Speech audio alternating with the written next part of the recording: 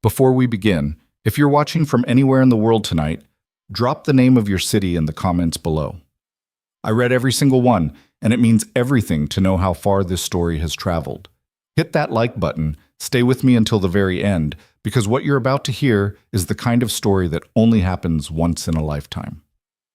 A billionaire one signature away from losing everything, a predator smiling across the table, and a quiet waitress nobody noticed, holding the only piece of math that could save them all. Stay with me. You won't want to miss a single second of this. The rain hit the windows of the Sterling room like somebody was throwing handfuls of gravel at the glass. Clara Bennett heard it before she saw it. She was crouched behind the service bar, counting wine glasses by feel because the dishwasher had fogged her glasses again, and she didn't want to take them off in front of the members. Members noticed things like that. Members noticed everything except the people who served them. Bennett, you with us? That was Donovan, the floor manager, snapping his fingers near her ear the way you'd snap at a dog that had wandered too close to the dinner table. Clara straightened up so fast she almost cracked her skull on the underside of the bar. The glass in her hand, a Rydell Bordeaux, the kind that cost more than her weekly grocery budget, wobbled. She caught it, barely. Sorry. Yes, sorry. Table 4. Private booking. 2 gentlemen. Mr. Whitmore is the host. Donovan paused, and his voice did that thing it did when he wanted her to understand something without him actually having to say it. Mr. Whitmore tips well. Mr. Whitmore also does not like to be interrupted. Are we clear, Bennett? Crystal.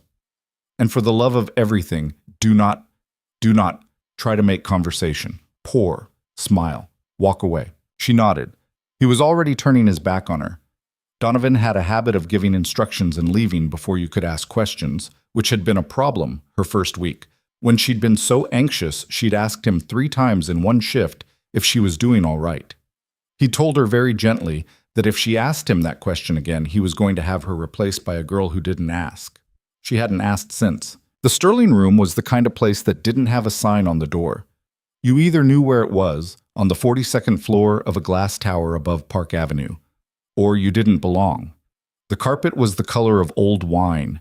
The walls were paneled in some dark wood that the regulars said came from a forest in Burma, though Clara suspected it was just oak that had been stained to look more impressive. There were no televisions. There was no music. There was a fireplace that burned real logs. Even in April, because one of the founding members had once said that gas fireplaces were for cowards and dentists. Clara had been working there for 14 months. She had not been promoted. She had not been raised. She had not, as far as she could tell, been noticed by anyone. That was more or less exactly how she wanted it. She took a deep breath, smoothed the front of her black apron, and pushed through the swinging door with the bottle of Chateau Margaux balanced on her tray. Table 4 was tucked into the far corner, under one of those green banker's lamps that put a perfect circle of light on the white linen and left everything else in a kind of churchy gloom. 2 men. The first one she recognized from the magazines. Evan Whitmore. 32 years old, jaw like somebody had carved it on purpose, hair that had been cut by a person who charged real money. He was the kind of man who, if you saw him on the street, you'd assume he was an actor, and then you'd be vaguely embarrassed when somebody told you he was richer than most actors would ever be. The other man Clara had never seen in the flesh, but she knew his name the moment she saw the way he was sitting. Marcus Vale. He sat the way a cat sits when it's deciding whether the bird in the yard is worth the walk. Relaxed, patient, hungry. He was older than Whitmore, 50, maybe 55, with silver at his temples and a watch on his wrist that probably cost more than the building she lived in. There was a glass of bourbon already in front of him. He had not waited for the host to offer it. Between them, on the table, was a closed silver laptop and a leather portfolio. "Good evening, gentlemen," Clara said, and her voice came out smaller than she meant it to. She cleared her throat. "May I—" "The wine. For the table." Evan looked up at her. His eyes were a strange color, somewhere between gray and green, and there was a tiredness in them that Clara recognized immediately, because it was the same tiredness she sometimes caught in her own reflection at 4 in the morning when her father woke up confused and she had to remind him where he was. "Thank you," Evan said. He gave her a small, real smile. "That'd be great." Marcus didn't look at her at all. She poured the way she'd been trained, label facing the host, 2 fingers from the bottom of the glass, wrist turn at the end so the drop wouldn't run down the bottle. Donovan had drilled all of it into her in her first week, and she'd been so afraid of getting it wrong that she'd practiced at home with a bottle of grape juice for 2 months. "Are we doing this, or are we going to admire the wine all night, Whitmore?" That was Marcus. His voice was lower than she'd expected. There was something pleasant in it, on the surface, the way a pleasant smell sometimes hangs over something rotting in the back of a fridge. Evan picked up his glass, swirled it once, did not drink. "I told you, I'm reading every page. You've had the documents for 3 weeks. I've had the documents for 11 days, Marcus. 11 days is a lifetime in this market. 11 days is also a lifetime to my legal team, who I notice you didn't invite. I invited you to dinner. I didn't invite a committee." Clara had finished pouring. She was supposed to walk away now. Donovan had been very specific. Pour, smile, walk away. She took 1 step backward, then another. "Miss?" She stopped. Her stomach dropped about 3 inches. It was Evan. He was looking at her. "Could we have a pitcher of water, too? Still, no ice. Sorry. Should have asked when you came over." "Of course," she said. "Of course, Yes. Right away." She turned and walked, not too fast, not too slow, back through the swinging door and into the kitchen, where she leaned against the steel counter for 1 second and let out the breath she'd been holding since she'd seen Marcus Vale's wristwatch. Her hands were shaking. She didn't know why. That wasn't true. She knew why. She'd seen the cover of the leather portfolio. It said, in small embossed letters at the bottom corner, "Vale Strategic, Project Northbridge." And in the brief second it had been visible to her, she had read the subtitle, "Recapitalization Term Sheet, Whitmore Freight Holdings." Clara Bennett set down her tray very carefully and put both of her hands flat on the steel counter to keep them from trembling. She knew what a recapitalization term sheet was. She knew, in fact, more about recapitalization term sheets than any of the 11 men who would touch this deal before it closed. The trouble was, she had spent the last 3 years of her life making sure no one in this building knew that. Her father had been a forklift driver for 31 years. That was the thing that nobody understood when they looked at Clara Bennett, with her cheap glasses and her hair pulled back into a bun and her habit of speaking just slightly too quietly to be heard the first time. They saw a girl who carried bottles of wine to rich men. They didn't see a girl who, at the age of 9, used to sit at the kitchen table with her father after his shift and explain to him, in the voice of a child who doesn't yet know that being smart is dangerous, why the interest rate on his second mortgage was going to bankrupt him. He hadn't listened. He'd loved her, but he hadn't listened. Fathers don't listen to 9-year-olds about interest rates. By the time he'd listened, she'd been 26. By the time he'd listened, his pension had been gone, his savings had been gone, the house had been gone, and he had been sitting on a folding chair in a courtroom in Newark, New Jersey, watching a man in a Navy suit explain to a judge that what had been done to him was, technically, legal. The man in the Navy suit had not been Marcus Vale, but the man in the Navy suit had worked for Marcus Vale. Clara had not known that at the time. She had only known that her father had come home from court that day and sat down on the couch and not stood up again for 3 days. He had not cried. Her father did not cry. He had only said, over and over, in a voice that was much smaller than the voice she remembered from her childhood, "I should have listened to you, sweetheart. I should have listened." She had quit her PhD program 2 months later. The story she told people was that her mother had gotten sick, which was true, and that she'd needed to come home to take care of things, which was also true. The story she did not tell anyone was that she had walked into her advisor's office at the University of Chicago, sat down across from a man who had once told her she had the cleanest analytical mind he'd seen in a decade, and said, "I don't want to do this anymore." He'd asked her why. She'd said, "Because the people who are good at what I'm good at, they hurt people, and I'm scared that if I get good enough, I'll be one of them." He told her she was being dramatic. Maybe she had been. She'd come home anyway. Now in the kitchen of the Sterling room, Clara picked up a glass pitcher and held it under the filtered tap and watched the water rise and tried to make her hands stop shaking. She told herself, pour the water, walk it out there, set it on the table, walk away. It is not your problem. It is not your father. He is not at that table. She told herself, Marcus Vale is one man. He has done this to 1,000 people. You cannot save all of them. You could not even save the one who mattered most. She told herself, Donovan will fire you. That last one almost worked. She'd been almost out the door, pitcher in one hand, the swinging kitchen door propped open with her hip, when she heard it. Through the gap in the door, Marcus's voice, smooth as butter on a hot pan. The structure is conservative. We've stress-tested it against 3 downside scenarios. The model holds in all of them. And she stopped, because she had heard in that moment something in the cadence of his voice that she had heard once before, in a courtroom in Newark, when a man in a navy suit had said almost exactly the same words. The structure is conservative. We've stress-tested it. She set the pitcher on the counter, very slowly, very carefully. Then she walked back out onto the floor. The 2 men were leaning over the laptop now. Marcus had it turned toward Evan. There was a spreadsheet on the screen, and even from 6 feet away, even through the gloom of the banker's lamp, Clara could see the shape of it. 3 columns of projections, a series of waterfall charts at the bottom.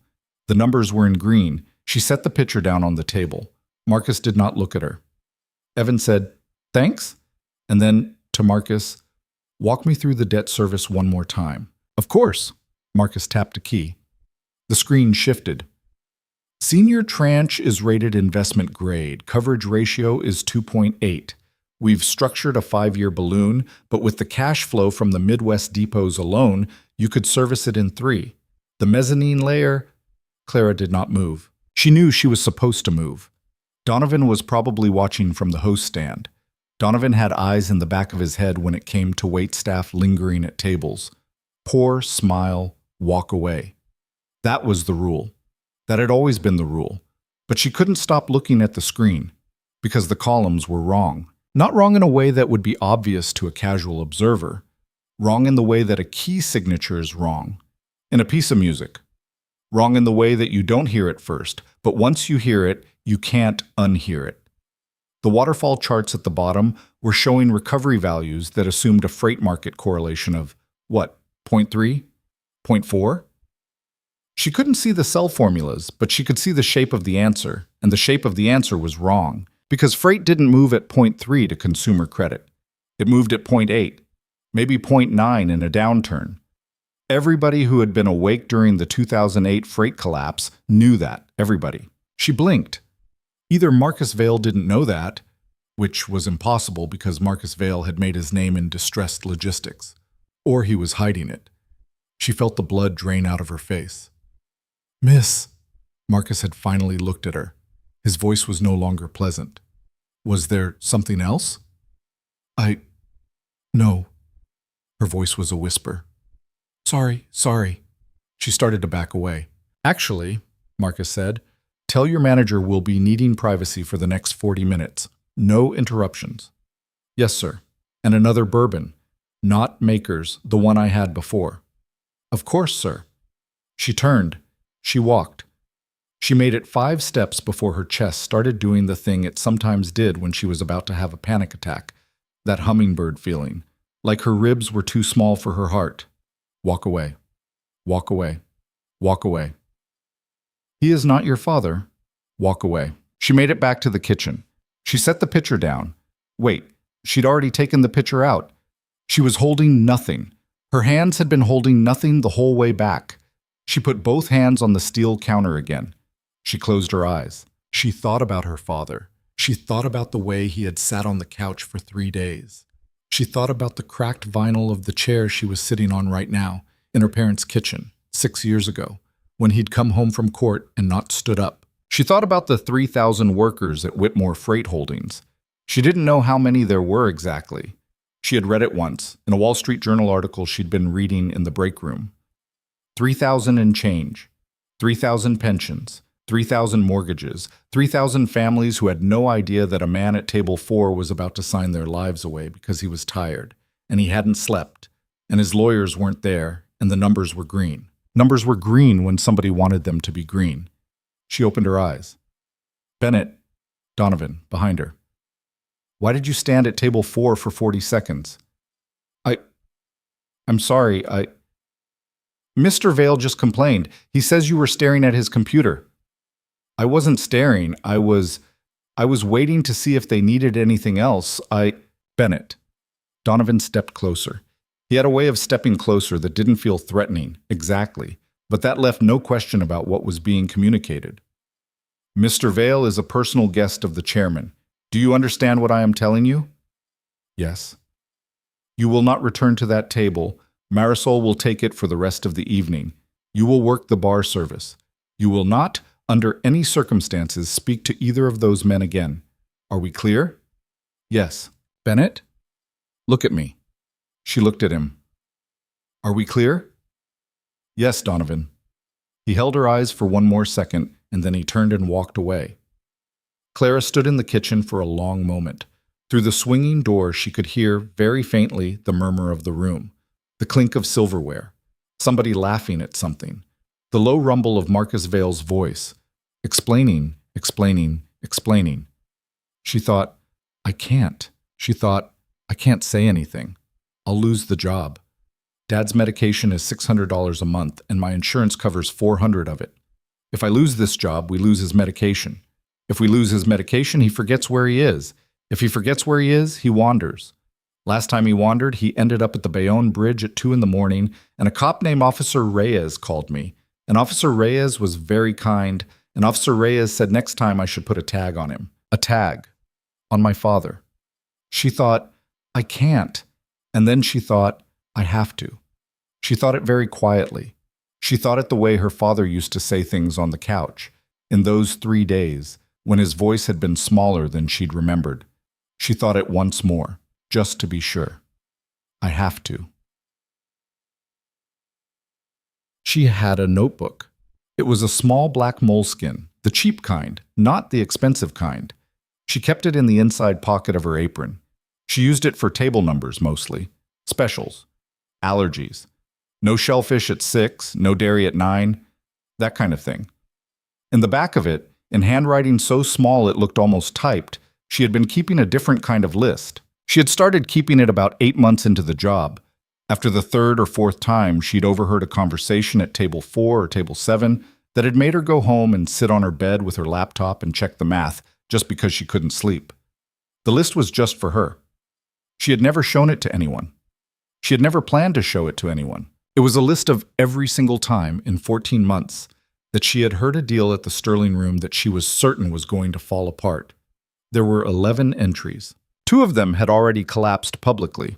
A 3rd had collapsed quietly, without making the papers, but she'd seen the bankruptcy filing on the court website.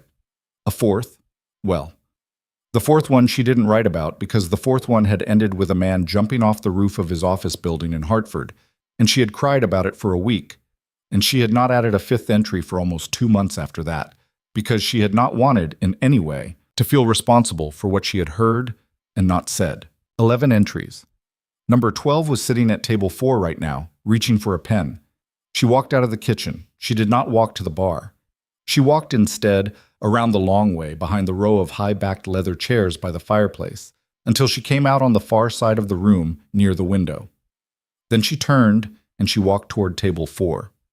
Donovan saw her halfway across the room. His face did a thing she had never seen it do before. It was a sort of slow comprehension, the way somebody's face changes when they realize the noise they're hearing isn't a passing siren, but a fire alarm. He started to walk toward her. She walked faster. Bennett? She reached the table. Evan Whitmore had a black Mont Blanc pen in his right hand. The leather portfolio was open in front of him. The signature page was on top. He had not signed yet. He was, in fact, holding the pen poised about 2 inches above the paper, the way a person holds a pen when they're about to sign something, but they aren't quite sure why they're hesitating. Marcus saw her first.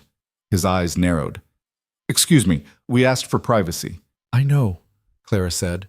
Her voice was so quiet she barely heard it herself. She tried again. "I know, I'm sorry, Mr. Whitmore. I need to tell you something." "Bennett." Donovan was right behind her now, his hand closed around her elbow, gentle but firm. "Bennett, come with me, right now." "Mr. Whitmore." She didn't pull away from Donovan. She looked at Evan. "Don't sign that." The room went quiet. Not the whole room. The room was too big to go quiet all at once. But the part of the room around table 4, the 4 other tables within earshot, the man at the bar, the bartender polishing a glass, all of them stopped what they were doing. Marcus Vale laughed. It was a short laugh, more a cough than a laugh, and there was nothing in it that was warm. "Whitmore, I think your waitress has been into the Margot." "I haven't been drinking," Clara said. "Honey," Marcus turned to her. His voice was gentle now, the way the voice in the courtroom in Newark had been gentle when it had been explaining to her father that what had happened to him was, technically, legal. "Honey, I don't know what you think you saw on my screen, but I've been doing this for 30 years, and I promise you—" "The waterfall on the secondary tranche," Clara said. Marcus stopped. "The waterfall on the secondary tranche," she said again. "It's modeling correlation at— I couldn't see the cell, but it has to be around 0.3, 0.4, based on the recovery values. Freight doesn't correlate at 0.3 to consumer credit. It correlates at 0.8. In a downturn, 0.9. That's not a stress test.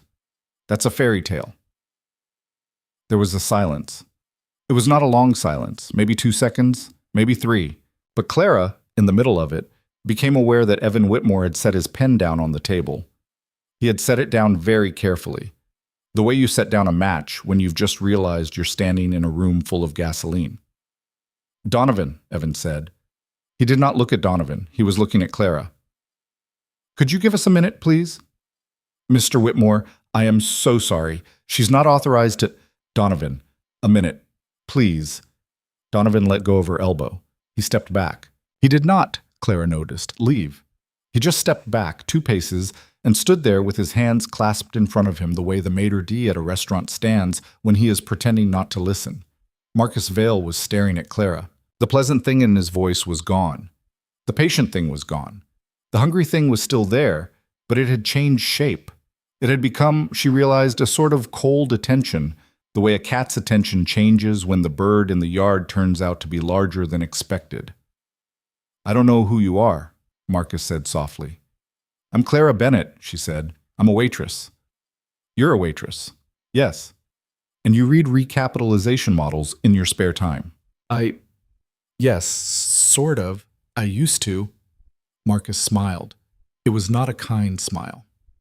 "Whitmore, you can't be taking this seriously. The girl saw a screen for 30 seconds, from 6 feet away, with—" He gestured at her. "I'm sorry, but with glasses that are visibly fogged." "Mr. Vale," Clara said. He looked at her. She had been afraid, all her life, of moments exactly like this one. She had been afraid of them at the kitchen table when she was 9. She had been afraid of them in her advisor's office at Chicago. She had been afraid of them every single day since her father had come home from a courtroom in Newark and not stood up from the couch for 3 days. She was afraid of this one, too. But there was a thing she had figured out somewhere in the last few minutes, and the thing was this. She had already lost her job. The instant she'd opened her mouth, she had already lost her job. Donovan would fire her tonight. There was no walking that back.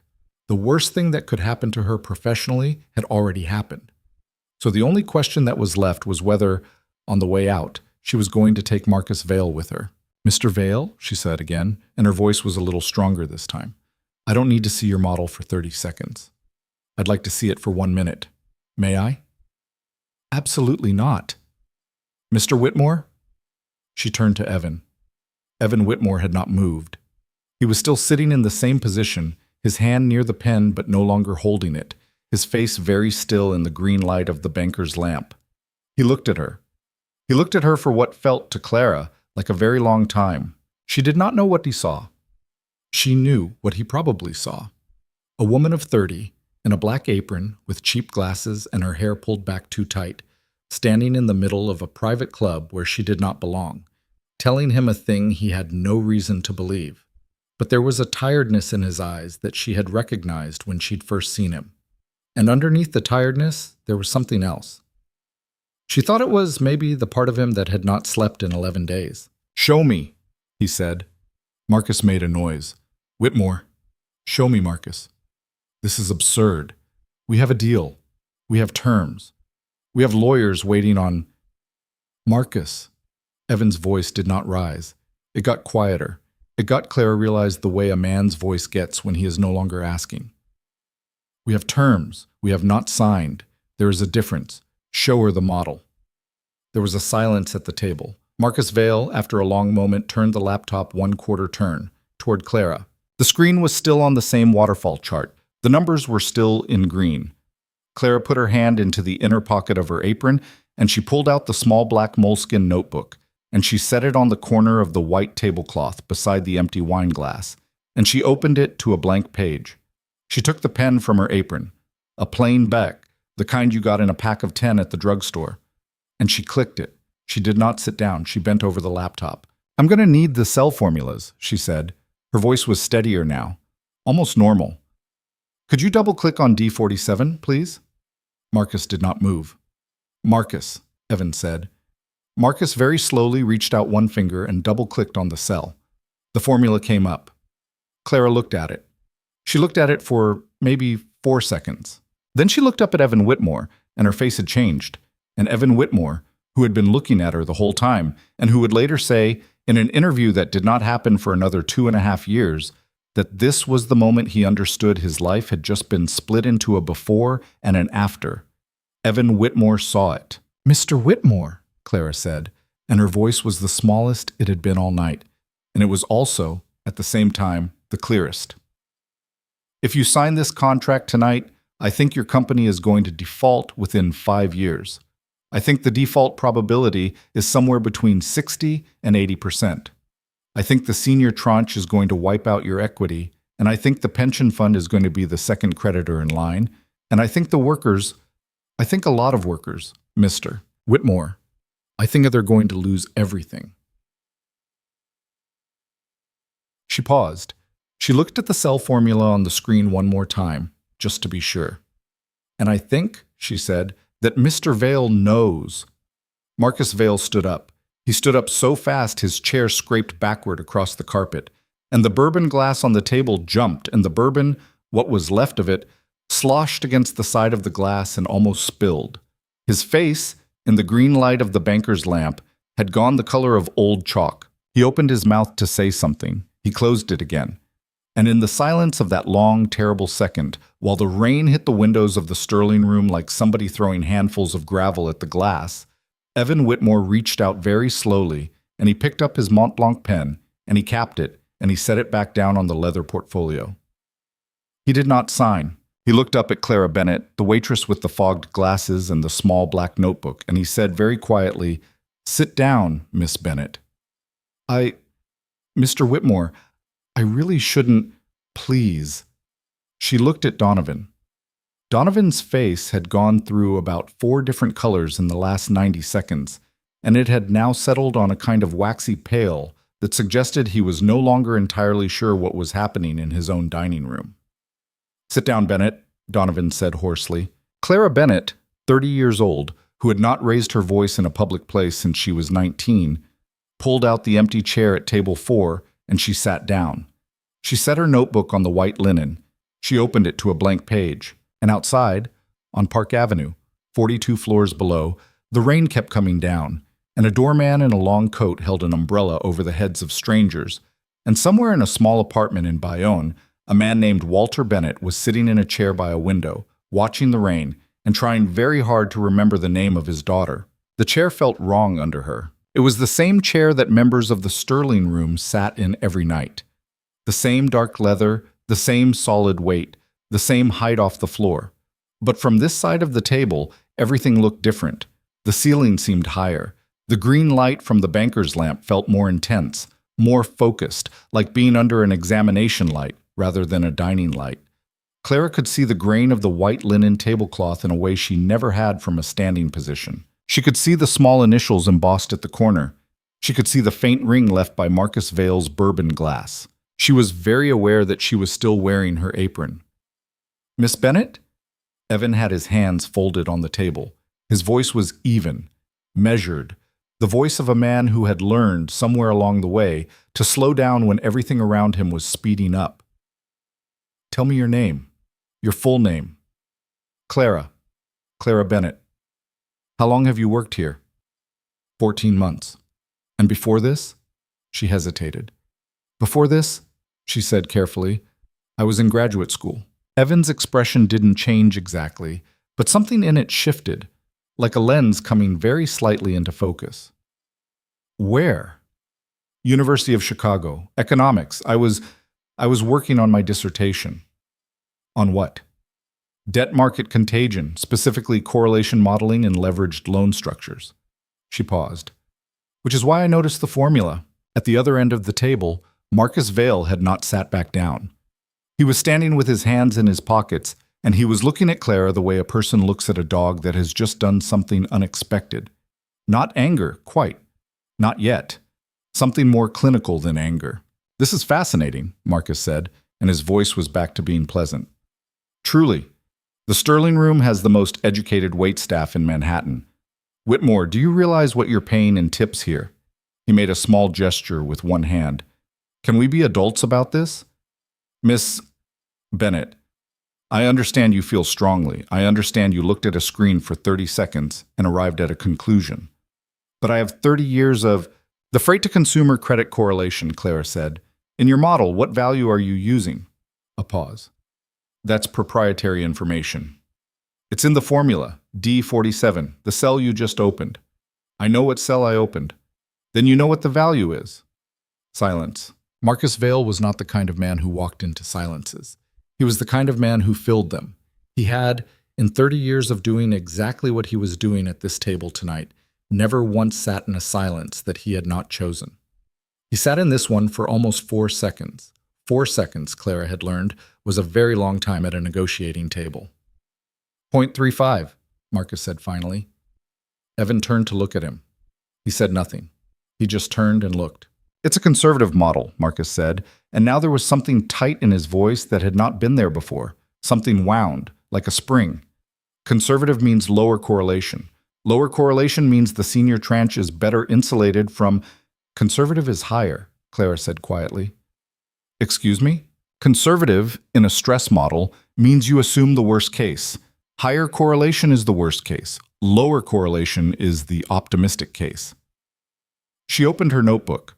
Not because she needed to write anything, just because having it open made her feel like she was standing on ground she recognized. 0.35 is not conservative, it assumes that freight markets behave like a separate economy from consumer credit. And they don't. In 2008, when consumer credit seized, freight volumes dropped 22% in 4 months. The correlation was 0.86. I checked. That was 2008. In 2015, when the oil sector contracted, freight dropped 14% in 2 months. Correlation was 0.79. She looked at him steadily. Do you want me to keep going? Another silence. This one was shorter. 3 seconds, maybe. But it had a different quality than the last one.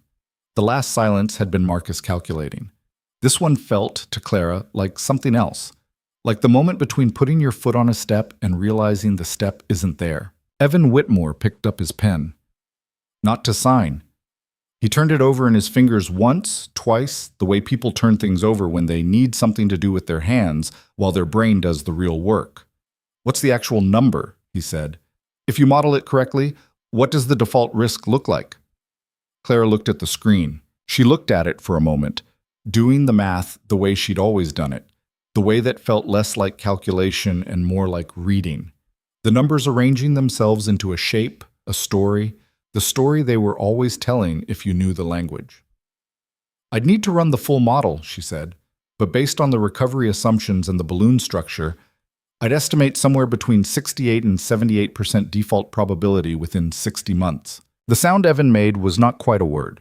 It was the sound a person makes when they've been told something they'd suspected but hadn't wanted to be true. Whitmore. Marcus's voice had dropped now. The pleasantness was entirely gone. He was speaking directly to Evan, as if Clara were no longer in the room. I need you to think carefully about what's happening here. You have a waitress, a graduate school dropout, who glanced at a proprietary model for 30 seconds and is now making claims that, if they were in any way credible, would have been caught by your legal team, your financial advisors, your bankers, and my own risk team, all of whom have spent the last 3 weeks reviewing every page of this document. Are we seriously doing this?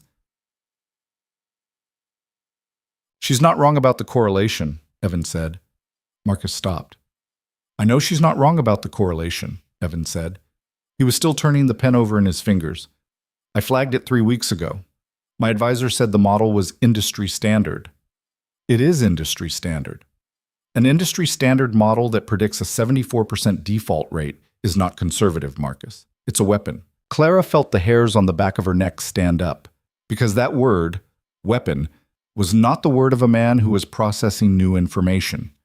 That was the word of a man who had already processed it, somewhere in the back of his mind, in the 11 days he'd been sitting with the document, and who had been waiting for something to give him the permission to say it out loud. Marcus pulled out his chair and sat down.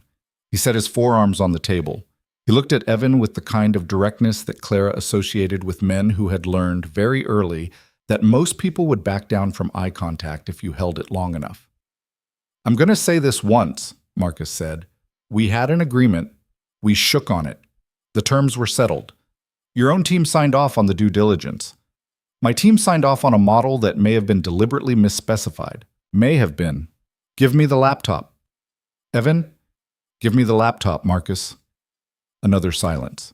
Longer this time, long enough that somewhere across the room, someone set down a fork, and the sound of it hitting the plate was very clear. Marcus pushed the laptop across the table. Evan looked at Clara. Can you run it? He said. The corrected model, right now. She looked at the screen. It was a complex workbook, multi-tab, deeply nested formulas, the kind of thing that took weeks to build and hours to understand. She had run models like this in grad school. She had not run one in 3 years. She had not, in 3 years, so much as opened a financial modeling software outside of the tax program she used for her father's disability paperwork. I'll need to get into the cell inputs, she said, and the macro layer. Is it protected? Marcus said nothing. Marcus, Evan said. The password, Marcus said, very slowly, very distinctly, is confidential. Marcus, the password. Something happened in Marcus Vale's face, something that Clara would think about later, at home, sitting on her bed at 2 a.m, trying to understand what she had witnessed. His face, in that moment, did not look angry. It did not look afraid.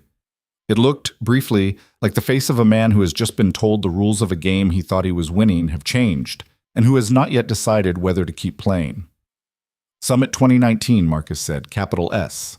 Clara turned the laptop toward herself. Her hands were shaking again. She noticed, and she made a deliberate choice to type anyway, which she had learned in 14 months of carrying expensive glassware through crowded rooms, was the only available response to shaking hands. She got through the password. The macro layer opened. She found the correlation input table in under 2 minutes, because the architecture of the model was, she realized with a sinking feeling, almost identical to a model type she had studied extensively. A leveraged loan waterfall structure popularized by a particular investment bank in the mid-2000s.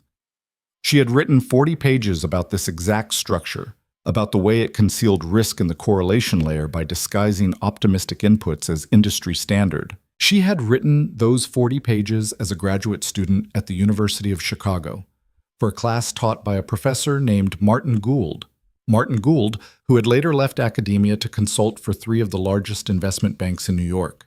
Martin Gould, who had, according to a Financial Times piece she'd read in the break room 8 months ago, recently been named a senior advisor to Vale's strategic capital. She sat with that information for exactly 2 seconds.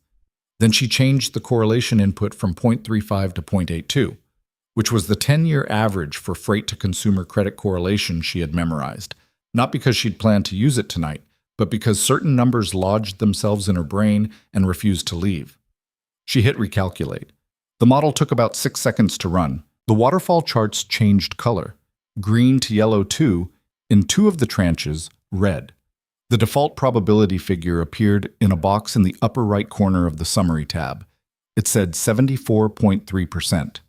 The room, at least the small circle of it that surrounded table 4, did not move. Evan Whitmore leaned forward. He looked at the screen for a long time. Then he leaned back. He placed both of his hands flat on the table, very deliberately, the way a person places their hands when they want to make sure they don't do something with them. Marcus, he said. The inputs can be debated, Marcus said. His voice was controlled, but it was controlled the way a person controls a car on an icy road, with a tremendous amount of attention going to the task of keeping it from going sideways. Any financial model is sensitive to a Marcus. Evan's voice was quiet, completely quiet. How many pension funds are in the secondary tranche? A pause. That's a matter of the fund allocation structure, which is, how many pension funds, Marcus? Another pause. 4, Marcus said. Clara thought about her father sitting on the couch. She thought about him sitting there for 3 days, not speaking, in a way that was worse than crying because it was so much quieter than crying. 4 pension funds, Evan said, and a 74% chance they're going to be second in line when this collapses. Behind the senior tranche, which you hold. This is not. You hold the senior tranche. Your firm holds it. The pension funds, the ones with the teachers, the municipal workers, whatever, they're in the mezzanine. And when the balloon comes due and the cash flow doesn't cover it, which according to this model will happen with near certainty, the senior tranche gets paid first, which is you. And the mezzanine gets whatever's left. Evan paused. Which is nothing. I did not design the tranche structure, Whitmore. The structure was, you designed the model that hid the risk. I designed nothing. Marcus's voice cracked, very slightly, on the word nothing. It was the first crack. The first real one. I presented a model prepared by my analysts, reviewed by Martin Gould, Clara said. Both men looked at her. She hadn't planned to say it. It had come out the way things come out when you've been sitting on them for a moment too long, and your mouth makes the decision before your brain can stop it. But she'd said it, so she kept going. Martin Gould consulted on this structure. I recognized the architecture. He used a very similar framework in a series of structured products between 2014 and 2017. She swallowed. One of which was used to recapitalize a pension fund in Newark, New Jersey, that subsequently went into default. She did not say, and one of the workers whose pension was in that fund was my father. She did not say it because it was too much, and also because she was afraid that if she said it, Marcus would use it against her somehow. He was the kind of man who could find the angle in anything. She just looked at the screen instead. 74.3%. There was a very long silence. I think, Evan said, we're done for tonight. Whitmore. Marcus had leaned forward now. The smoothness was gone from his face. The patience was gone. What was left underneath it was something older and less kind. If you walk away from this deal, I'm not walking away from anything. You are. You're taking this term sheet, and you're taking your model, and you're getting out of my building. Your building. Marcus's jaw tightened. May I remind you that I own 11% of your company. You own 11% of my company, Evan said steadily. And that's going to be a problem, I agree. But it is a significantly smaller problem than the one on this screen. He turned the laptop around so it was facing Marcus again, so that the 74.3% was pointed directly at him. I'll have my lawyers call your lawyers. Good night. Marcus Vale stood. He straightened his jacket.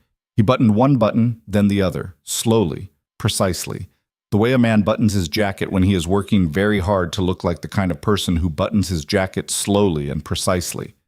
He picked up his leather portfolio. He closed the silver laptop and tucked it under his arm. He did not look at Clara. You're going to regret this, he said to Evan. Just that. Nothing else. Evan said nothing back. Marcus walked across the carpet, that burgundy carpet the color of old wine, and he walked past the fireplace with the real logs, and he walked past the bar, and he pushed through the glass door at the far end of the room, and he was gone. The room took about 3 seconds to go back to normal.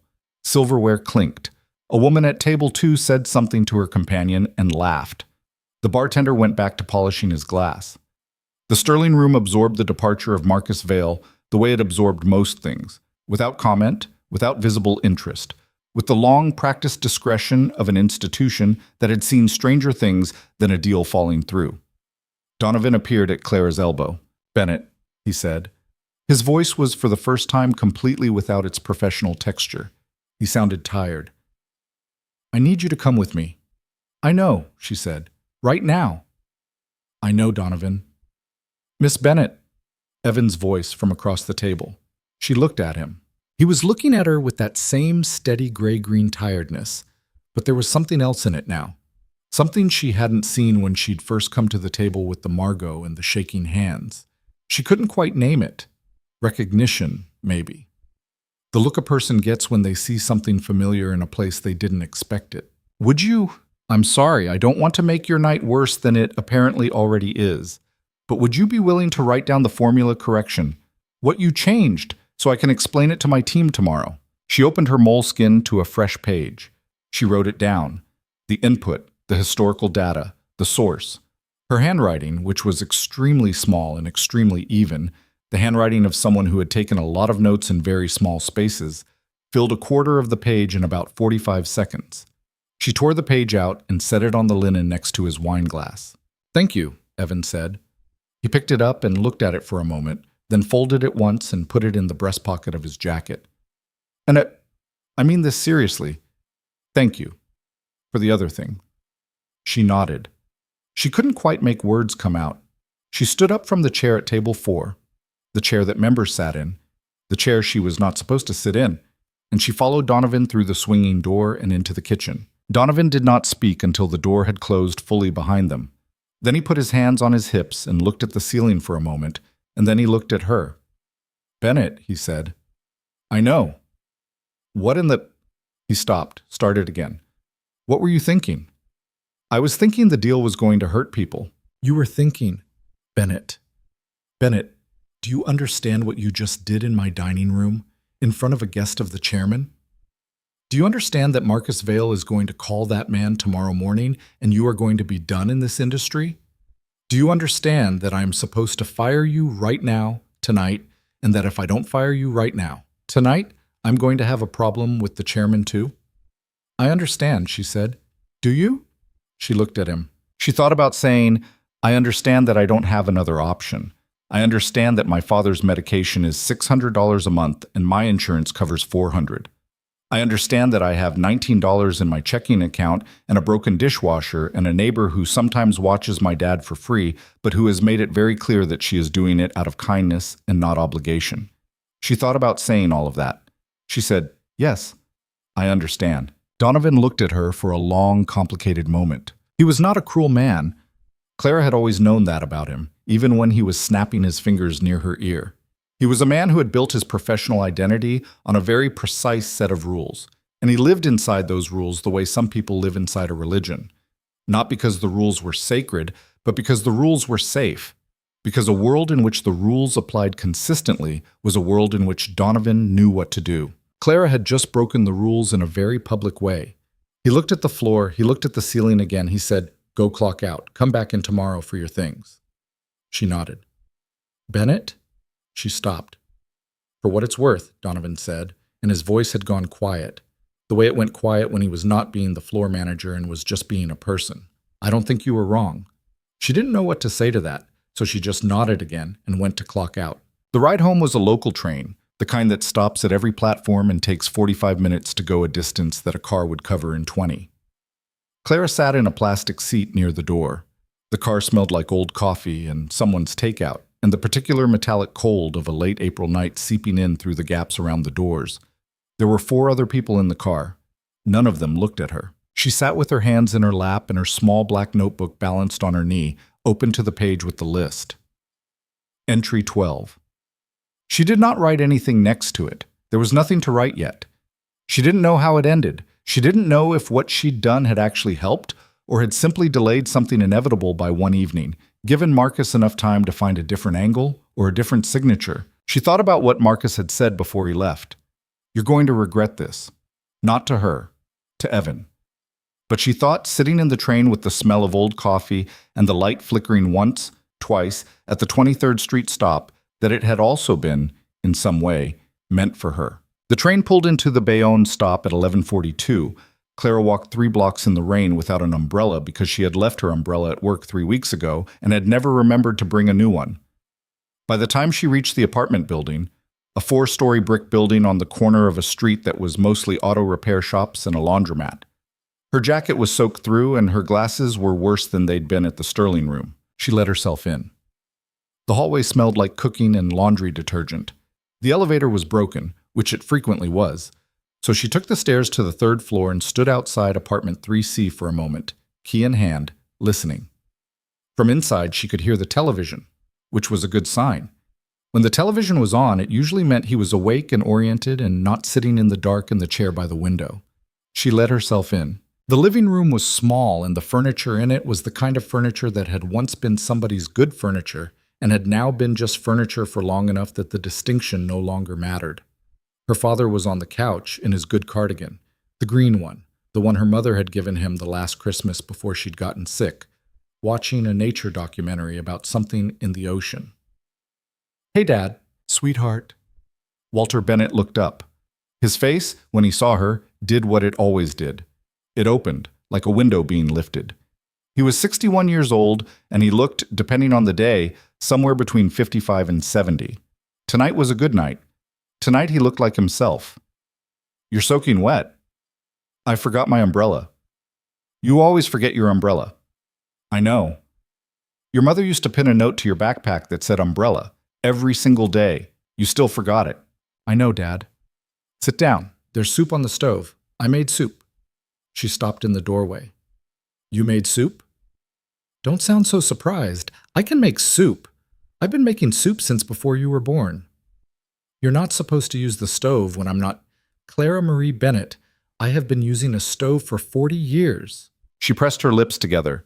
She had, 8 months ago, had a conversation with his doctor about the stove, and the doctor had said, carefully, that it depended on the day, on how he was doing, and that she should use her judgment, and her judgment, most of the time, was no stove. But tonight was a good night, and the soup smelled like the soup he used to make when she was little, which was a very simple vegetable soup that he made from memory, and that was, if she was being completely honest, better than anything she'd learned to cook herself. She hung up her wet jacket on the hook by the door. She went to the kitchen and got a bowl and served herself from the pot, which was still warm, and she came back and sat in the armchair across from her father, with her feet tucked underneath her. "Hard night?" he said, looking at her over the documentary. "Little bit." "You want to talk about it?" She looked at the soup. It was very good. She was also very tired. I told a man something he didn't want to hear tonight." "What kind of man?" "An important one." Her father was quiet for a moment. On the TV, something very large and very beautiful moved through the dark water. "The right kind?" he said. She looked up. "Was it the right thing to tell him?" he said. His voice was gentle. This was one of the things about good nights. On good nights, her father was not the man who had not stood up from the couch for 3 days. He was the man who had taken her to the library every Saturday when she was a child and let her stay until they closed. He was the man who had said, once, when she was maybe 12, and had been afraid to raise her hand in class, "Clara, if you know the answer, you say so. That's what knowing is for." "Yeah," she said, "I think it was the right thing." "Then that's what matters." He patted her knee once, the way fathers pat their children's knees. "Eat your soup." She ate her soup. The documentary moved on. Something else moved through the dark water, smaller than the first thing, faster. Her father fell asleep on the couch about halfway through the next segment, the way he sometimes did, quick and without ceremony, like a light being turned off. Clara got up and turned off the television and put a blanket over him. She stood there for a moment in the quiet apartment, with the rain still going at the window and the soup warm in her stomach, and she thought about the way Evan Whitmore had looked at her when he'd said, "Please." She thought about Marcus Vail buttoning his jacket. She thought about Martin Gould's name in a newspaper article, and the particular architecture of a financial model that she had studied for 2 years, and a family losing everything in Newark. She turned off the kitchen light. She went to her room, which was small and faced the alley, and she sat down on the edge of her bed. Her phone was in her apron pocket. She had forgotten it was there. She pulled it out, and there was a notification from a number she didn't recognize. Manhattan area code. She opened it. "This is Evan Whitmore. Donovan gave me your number. I hope that's okay. I'll ask him not to do that again. I wanted to say, whatever happens with the job situation, I meant what I said. What you did tonight mattered. Thank you. E.W." She read it twice. Then she set the phone down on the nightstand. She lay down on top of the covers, still in her work clothes, and she looked at the ceiling of her small room, and she thought about all the things she was afraid of, and all the things she was not, and whether those two lists had shifted positions in the last few hours. Outside, the rain was finally stopping. She could hear it tapering off. The way rain doesn't stop all at once, but in stages, getting lighter and lighter, until the sound of it is less like rain and more like just the sound of the city breathing. She did not sleep for a long time, but for the first time in 14 months, she did not reach for the notebook. She didn't go back for her things the next morning. She meant to. She'd set an alarm for 8, planned to take the train in before the lunch service started, before Donovan had to deal with the midday rush, and could be expected to be decent about it. She'd even laid out the clothes she was going to wear, the gray cardigan, the good jeans, the shoes that didn't have a scuff on the left toe. She had a system for this kind of thing.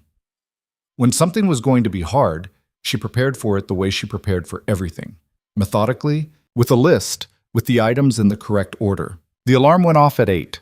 She turned it off. She lay in the same position she'd fallen asleep in, still in her work clothes from the night before, and she looked at the water stain on the ceiling of her room that was shaped, if you squinted, like the state of Ohio. Her phone had 3 notifications. One was a reminder about her father's prescription refill. One was an email from her building super about the broken elevator. One was a reply to the text she had not sent, which meant it was a continuation of the thread from last night, from the Manhattan area code. She picked up the phone. I spoke to our general counsel this morning. The formula issue is confirmed. There are 2 additional inputs in the secondary model that were also misspecified. My team is pulling the full audit now. I don't know yet what this means legally, but I know what it means practically. I'd like to meet with you if you're willing. Not at the Sterling Room, somewhere that makes more sense.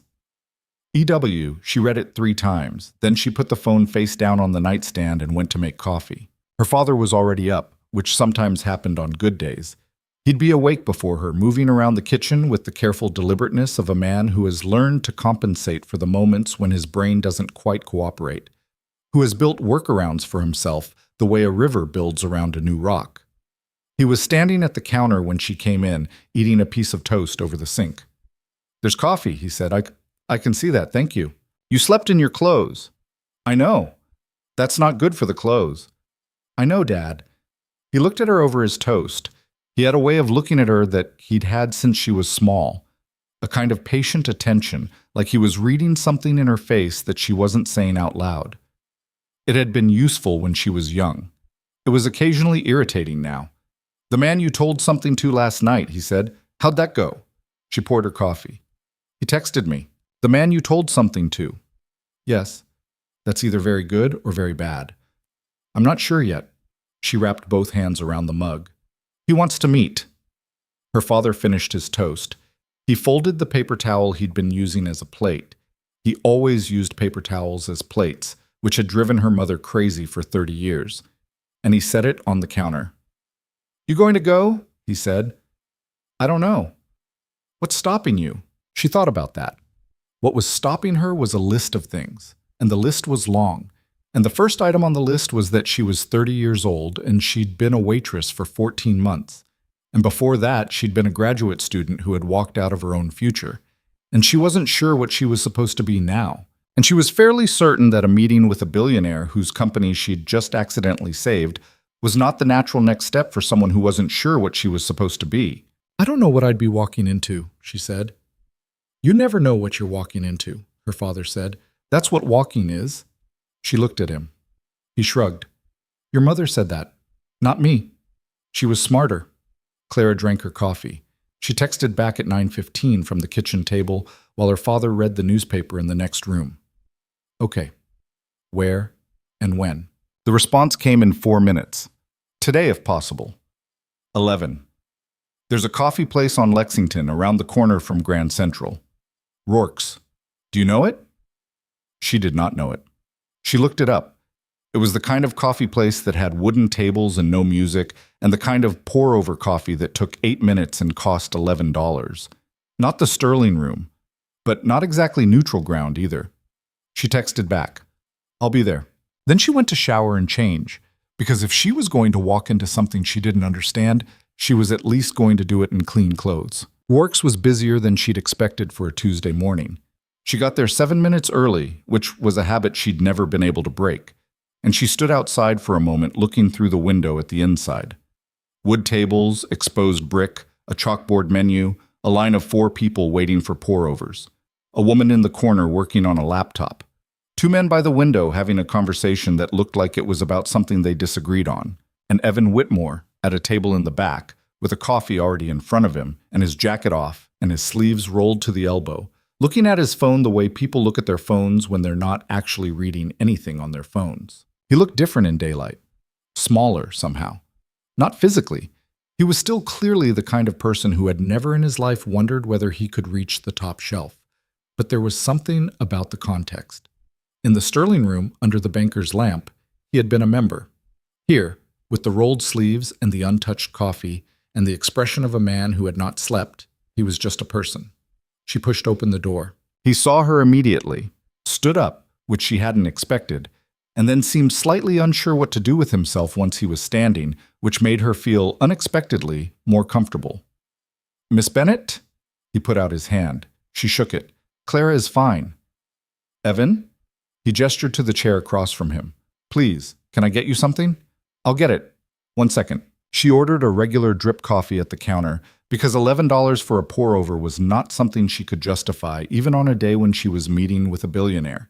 And then she came back to the table and sat down and put her hands around the mug and looked at him. He looked like he'd been awake for most of the night. His eyes had that grit in them, that particular dullness that comes from thinking too hard for too many consecutive hours. He had the folded piece of notebook paper on the table in front of him. Her handwriting, the formula correction she'd written out the night before. "I owe you an apology," he said. She blinked. "For what?" "For not catching it myself." He turned the piece of paper over in his hands. "My team flagged the correlation assumption 3 weeks ago. I asked Marcus about it. He told me his risk team had reviewed it and it was industry standard. I should have pushed harder." "You couldn't have known it was deliberate." "I should have known it was wrong." He set the paper down. "I built this company from a 2-truck operation in South Jersey. I know freight. I know what freight does in a recession. I knew on some level that 0.35 was too low. He stopped. "I was tired. I'd been negotiating with Marcus for 4 months, and I was tired of it, and I wanted it over." She didn't say anything to that. There wasn't anything to say. She recognized it, that feeling, the particular exhaustion of a thing that has gone on too long and that you want finished regardless of whether the finish is any good. "How bad is it?" she said. "The audit?" "Yes." He let out a long breath. "Bad enough. The 2 additional misspecified inputs my counsel found this morning, they're in the macro layer, not the main sheet. Hidden. You'd only find them if you were looking for them specifically, or if you knew the model type." "I knew the model type?" "I know." He looked at her steadily. "Because of Martin Gould." She felt her jaw tighten. "You looked him up after your text last night." "Yes." He paused. "He consulted for Vail Strategic starting in 2019, before that University of Chicago. Did you study under him?" "For 2 years." "Was he—" Evan hesitated in the way people hesitate when they're trying to ask something delicate. "Was he good?" She thought about that. Martin Gould had been, in many ways, the best teacher she'd ever had. He had been rigorous in a way that most professors weren't, demanding in a way that had made her work harder than she'd ever worked.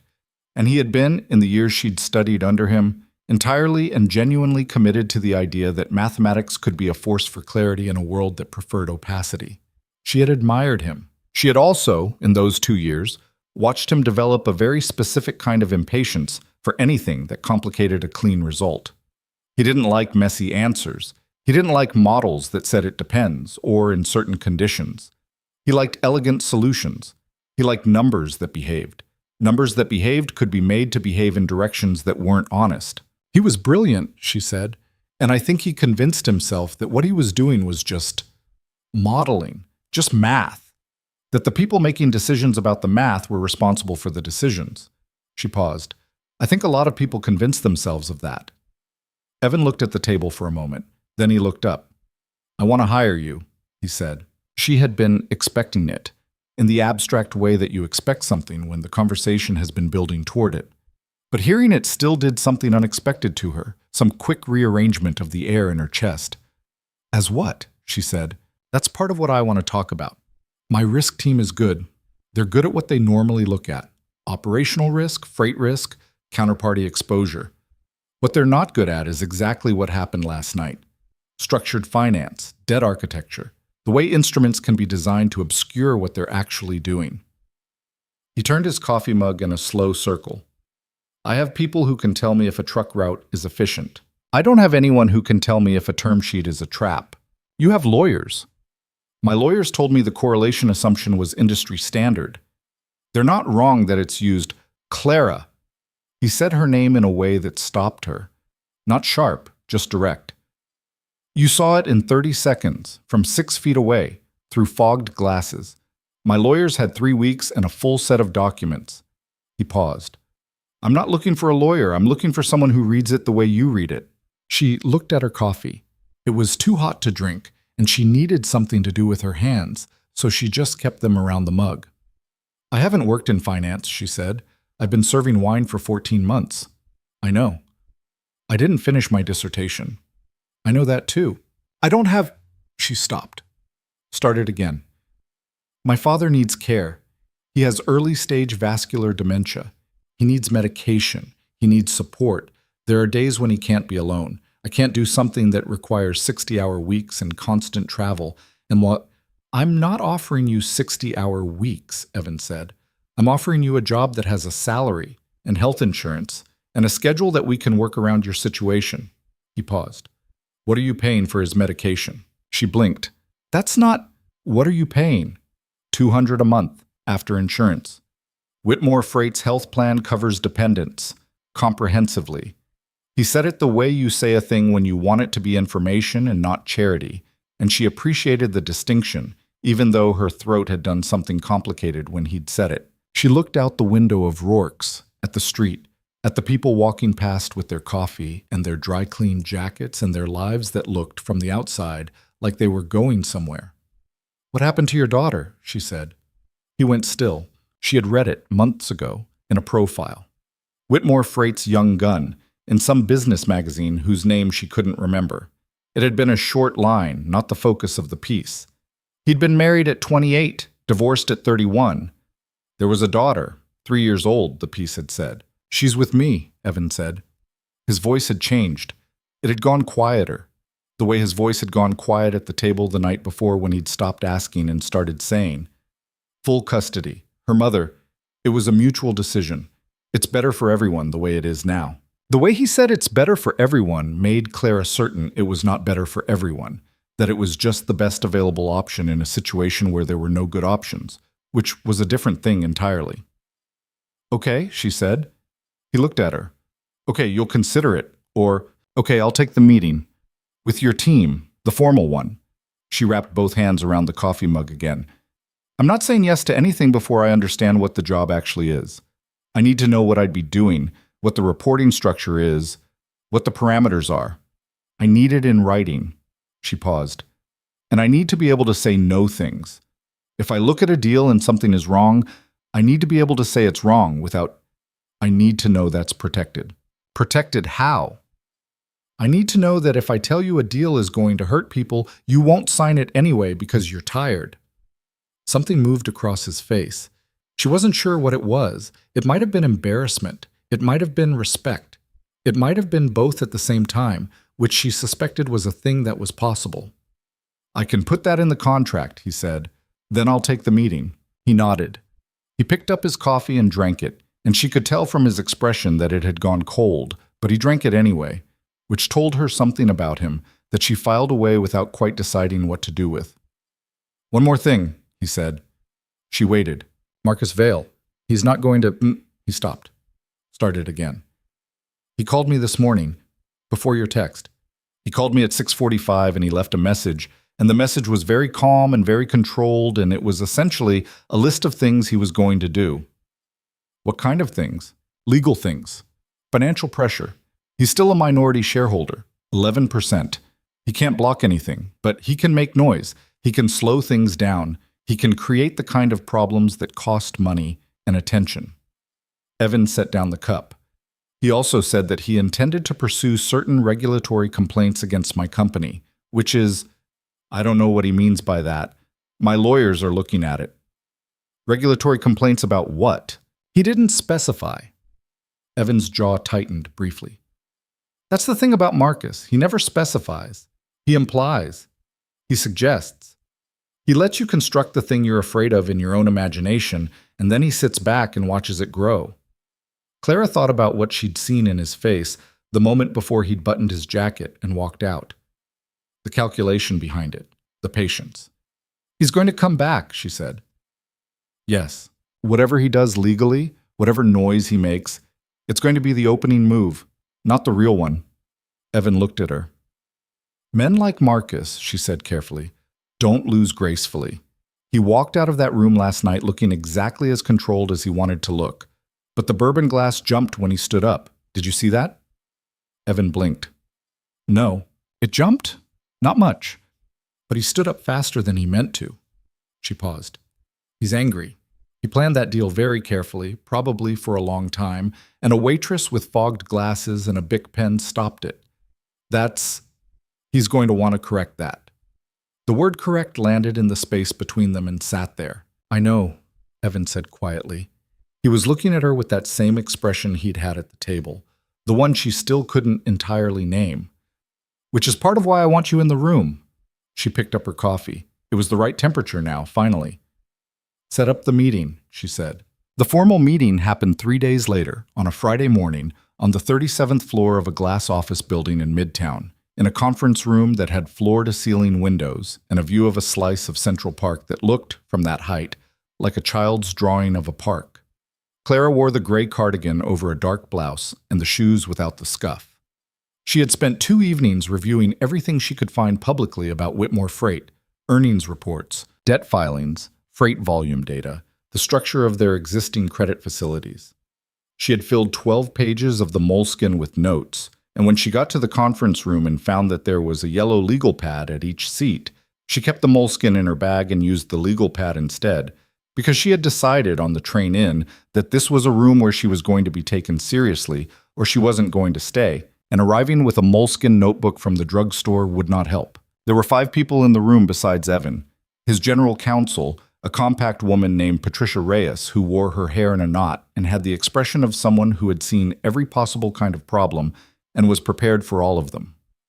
2 members of the risk team, both men, both younger than Clara had expected, both with the specific brand of surprised but trying not to show it energy that she had learned to recognize in rooms where she was not expected. A chief financial officer named Gordon Marsh, who was in his late 50s, who had been in freight finance for 20 years, and who shook her hand when she came in and then looked at the legal pad she was carrying and said nothing, though his face said something.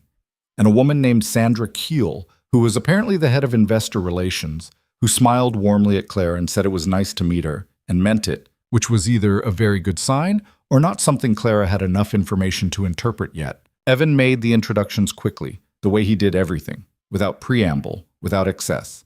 He said, Clara Bennett, most of you have heard about Wednesday night. She's here because I think we need what she can do. Let's hear from Gordon first, then Clara, then we'll discuss. And he sat down. Gordon Marsh, it turned out, had an opinion about what had happened Wednesday night. He had several opinions.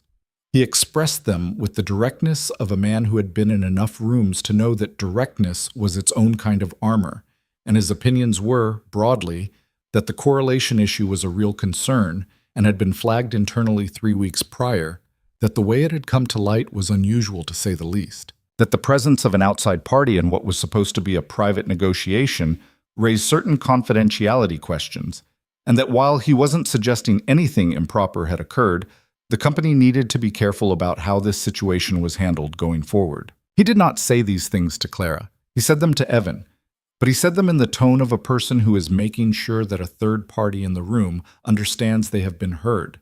Clara let him finish. Then she said, the 2 additional inputs in the macro layer. Have your team found the third one? Gordon stopped. She opened her legal pad to the page she'd prepared the night before. The macro layer has 3 non-standard inputs in the mezzanine waterfall calculation. D47, which we identified Wednesday. I'd expect E62 and C89 to have the same issue. Those are the standard entry points in this model structure, but there's a third input that's less obvious. It's in the correlation matrix for the secondary recovery scenario, and it's built into a lookup table, not a direct cell. It looks like a reference, but it's actually a hard-coded value. She paused. If your team hasn't found it, they should look at row 114. Patricia Reyes wrote something on her legal pad.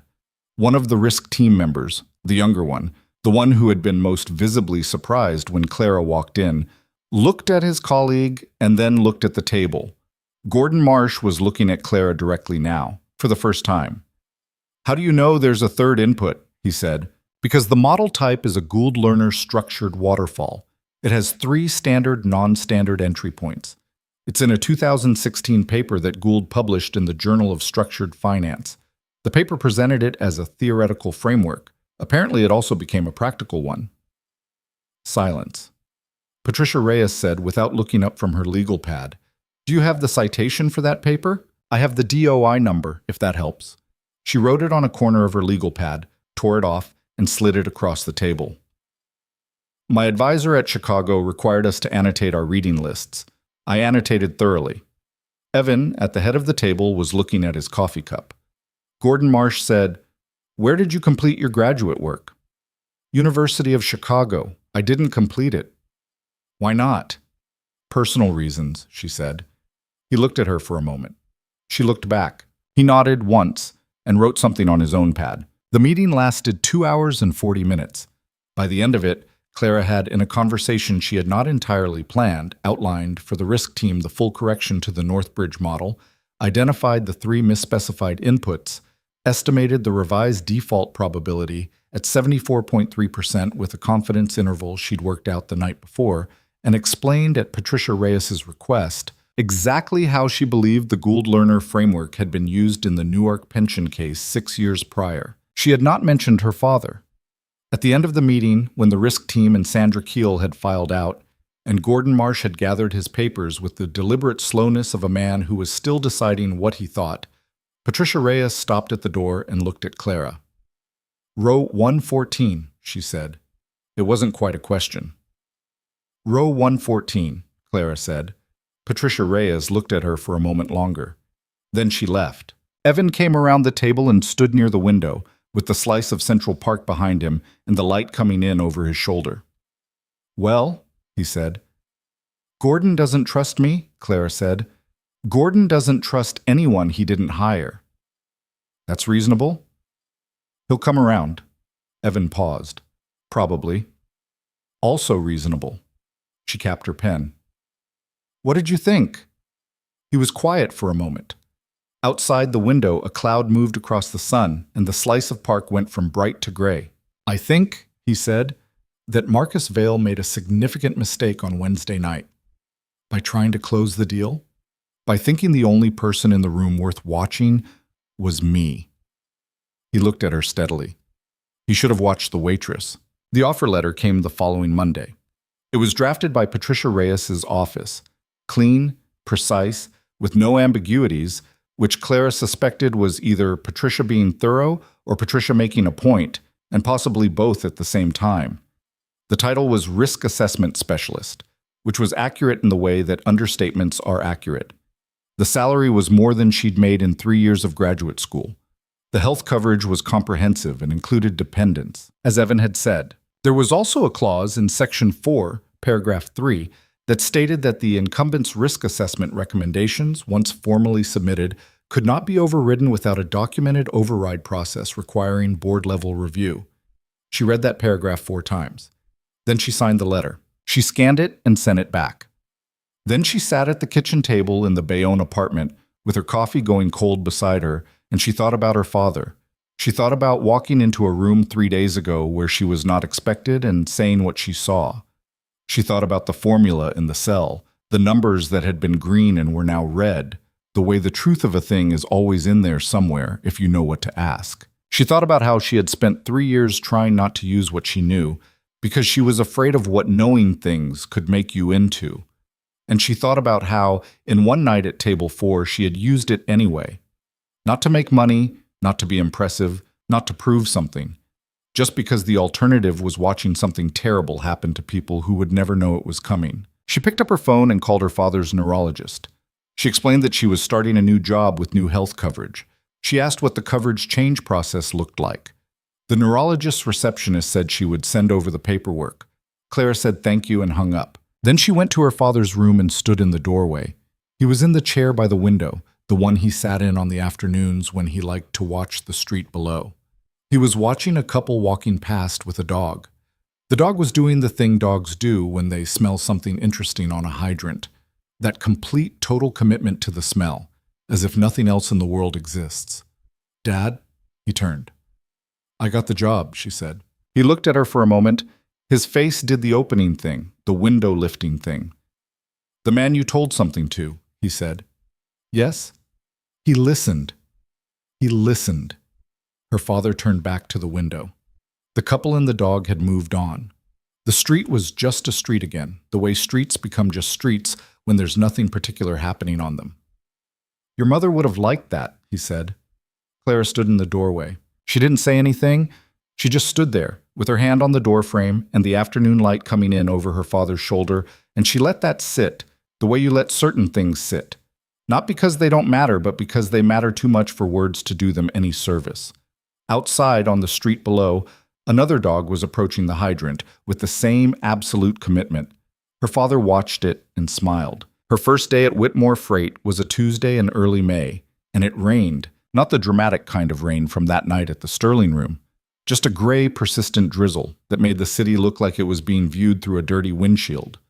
Clara had left early enough to catch the express train, which turned out to be delayed, so she ended up on the local anyway, standing near the door with her new work bag, a plain leather tote she'd bought at a department store on Saturday, which had cost more than she'd wanted to spend, but less than the ones the saleswoman had tried to show her, pressed against her side. The office was on the 37th floor. She'd been there once for the meeting with Gordon and the risk team, but arriving as an employee felt different than arriving as a guest. The elevator was full of people who all seemed to know where they were going. Clara stood near the back and watched the floor numbers climb and tried to remember what Patricia Reyes had said about where she was supposed to go first. Human Resources. 37th floor, East Wing, desk near the corner. She found it after 2 wrong turns. The HR coordinator was a woman in her 40s named Lynn, who had clearly processed 1,000 new hires, and who walked Clara through the paperwork with the efficient kindness of someone who knew that most people's brains stopped working when confronted with insurance enrollment forms. "You're adding a dependent," Lynn said, looking at the form Clara had filled out. "My father." "Okay, I'll need a copy of his information, birth certificate or social security card, proof of address if it's different from yours. You can email it, there's a secure portal." "He lives with me," Lynn made a note. "Even easier. The coverage starts 1st of the month, so June 1st. You'll get the insurance cards in the mail about 2 weeks before." She paused. "The plan's good, really good. I've worked a lot of places. This one's better than most." Clara nodded. She didn't trust herself to say anything that wouldn't sound like the kind of gratitude that embarrassed both people involved. Lynn walked her to her office after the paperwork was done. It wasn't large, barely bigger than her bedroom in Bayonne, but it had a door that closed and a window that looked out at other windows and a desk that was empty except for a computer monitor, and a telephone and a yellow legal pad that someone had left there, exactly centered. "You're in the risk division," Lynn said, "which is technically under Gordon, but Patricia mentioned you report directly to Evan on certain projects. Is that right?" "I think so." "Okay. Well, Gordon's office is down the hall if you need anything operational. Evan's on 42. She paused. "He doesn't come down here much. So if he needs you, he'll call or email. Or sometimes he just shows up. Fair warning." Clara set her bag on the desk. "Got it." Lynn left, and Clara stood in the small office with the closed door and looked at the yellow legal pad for a long moment. Then she sat down and opened her computer and started reading. There was an email from Patricia Reyes waiting in her inbox, sent at 6:47 that morning. The subject line said, "Background reading." The body of the email said, "You'll want to familiarize yourself with these before 2 p.m. Attached were 6 PDF files, each between 40 and 90 pages, with names like Q1, underscore credit facility, underscore amendment and mezzanine, debt, underscore restructure, underscore proposal, underscore draft. 3. Clara opened the first one. By 11:30, she had read 4 of the 6 files and filled 8 pages of the legal pad with notes. By 1, she had read all 6 and had started cross-referencing them against the public debt filings she'd reviewed the week before. And she had found 3 things that didn't match. Not big things. Small things. A date discrepancy in one document, a reference to a credit facility amendment that wasn't in the public record. A footnote in the mezzanine proposal that cited a board resolution that Clara couldn't find anywhere else. Small things that might be nothing. Or might be the kind of nothing that turns into something if you pull on it. She made a separate page in the legal pad. She wrote, "Questions for 2 p.m. meeting." She listed the 3 discrepancies. Then she stared at the list and thought about Gordon Marsh's face in the conference room, the way he'd looked at her when she'd said she hadn't finished her dissertation. And she thought about whether showing up to her first real meeting with a list of things that might be problems was the right move, or the kind of move that would make Gordon decide she was looking for problems that weren't there. She was still thinking about it when someone knocked on her door. She looked up. Evan was standing in the doorway, jacket off, sleeves rolled, looking like he'd been awake since 5. "You found it," he said. "Lynn walked me over." "Good. How's the reading?" "Dense. Patricia doesn't believe in easing people in." He came in and leaned against the edge of her desk, not sitting, just resting there in the way people rest when they're not planning to stay long. "The 2 o'clock, it's the quarterly risk review. Normally it's Gordon's team presenting to the board. This time I want you there." "As what?" "As someone who's read the documents and can tell me if anything looks like Wednesday night." She glanced at the legal pad, at the list of 3 discrepancies she'd written. "I found some things." "Good things or bad things?" "I don't know yet." "Small things." "Small things that felt wrong?" She looked at him. He was watching her with that steady attention he had, the kind that made you feel like the answer you were about to give mattered more than you thought it did. "Yes," she said. "Then bring them to the meeting." He left before she could ask anything else. The 2 o'clock was in the same conference room where she'd had the formal interview. This time, there were more people. The full risk team, Gordon, Patricia, Sandra Keel from Investor Relations, and 3 members of the board that Clara didn't recognize, but who had the particular look of people who spent their professional lives in rooms where decisions were made. Evan sat at the head of the table. Clara sat 3 seats down, next to Patricia, with her legal pad open and her list of questions visible to anyone who cared to look. Gordon presented first. He had a slide deck, 30 slides, precise, methodical, covering credit exposure, operational risk, counterparty assessment, freight volume projections for Q2 and Q3.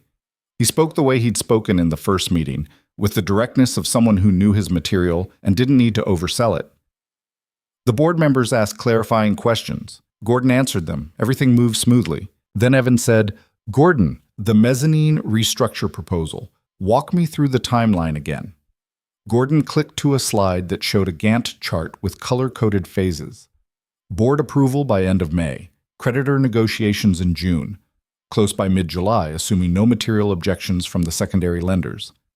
And the secondary lenders are 3 institutional, 1 pension fund. Clara's pen stopped moving. Evan looked at her. Just a glance, brief, not obvious to anyone who wasn't watching for it. "Which pension fund?" Evan said. Gordon checked his notes. "Tri-State Municipal. They're small, about 8% of the tranche, not a blocking position." "What's their liquidity situation?" "I'd have to check with Sandra." Sandra Keel looked up from her own notes. "I can pull the last quarterly filing." "Why?" Evan didn't answer immediately. He was still looking at Clara, and this time it was obvious enough that one of the board members, a man in his 60s with the kind of tan that came from golf courses, not beaches, noticed and followed his gaze. "Miss Bennett," Evan said, "you had questions." It was not phrased as a question. It was phrased as a fact, which meant it was also phrased as an invitation, which meant Clara could either take it or spend the rest of the meeting sitting quietly while the men in the room made decisions about a pension fund that was 8% of a tranche in a restructure proposal that had a footnote she couldn't find anywhere else. She looked at her legal pad. "The mezzanine proposal," she said. Her voice came out smaller than she wanted. She cleared her throat. The footnote on page 18. It references a board resolution from March 9th authorizing the company to enter negotiations with secondary lenders. I can't find that resolution in the public record. Gordon said, "It wouldn't be public. Board resolutions aren't required to be filed unless they're material to—" "It's material if it's authorizing debt restructure," Clara said. Silence. Patricia Reyes wrote something on her legal pad. Gordon looked at Clara, then at Evan. "The resolution exists. It was passed in a closed session. I can provide a copy if there's concern about—" "I'd like to see it," Clara said. Another silence. This one was shorter, but it had a different quality. Gordon's face had done something, not anger, but a kind of tightness around the mouth that suggested he was working to keep the anger out of his voice. "Miss Bennett," he said, and his tone was very even, very controlled. "I've been managing risk at this company for 6 years. The board resolution exists. It was reviewed by council. It was approved by this board." He gestured at the 3 board members. "If you're suggesting—" "I'm not suggesting anything," Clara said. "I'm asking to see a document that's referenced in a proposal I was asked to review. That's my job." The board member with the golf tan leaned forward slightly. "Evan, what exactly is Miss Bennett's role here?" "Risk assessment," Evan said. He had not moved. He was still sitting in the same position, his hands folded on the table in front of him, but something in his voice had changed. It had gotten quieter. "She reviews the structures we're considering and tells me if they're sound." "And you trust her assessment over Gordon's?" "I trust that she sees things Gordon's team isn't trained to see." "Such as?"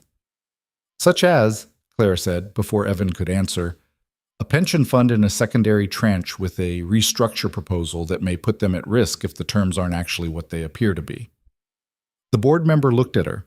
He had very blue eyes, the kind that were probably considered attractive in a different context, and in this context just looked cold. "And you believe the terms aren't what they appear to be," he said. "I believe I'd like to see the board resolution before I say they are." He sat back. He looked at Evan. Evan looked at Gordon. Gordon, after a moment that felt much longer than it probably was, said, "I'll have my assistant send it over." "Before close of business today," Evan said. "Before close of business today," Gordon repeated.